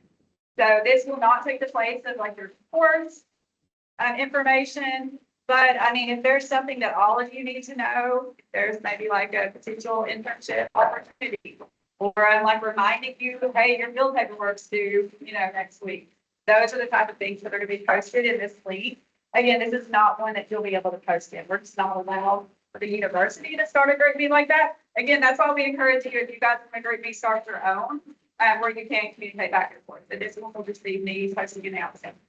Okay, now we're going to switch to 2-year. So that's a 2-year, get on. I do the same thing. If I find out about a job and I know you're working towards, your MSW, I post, job posting. I post events because I personally think it's important to be involved in your community, wherever your community is.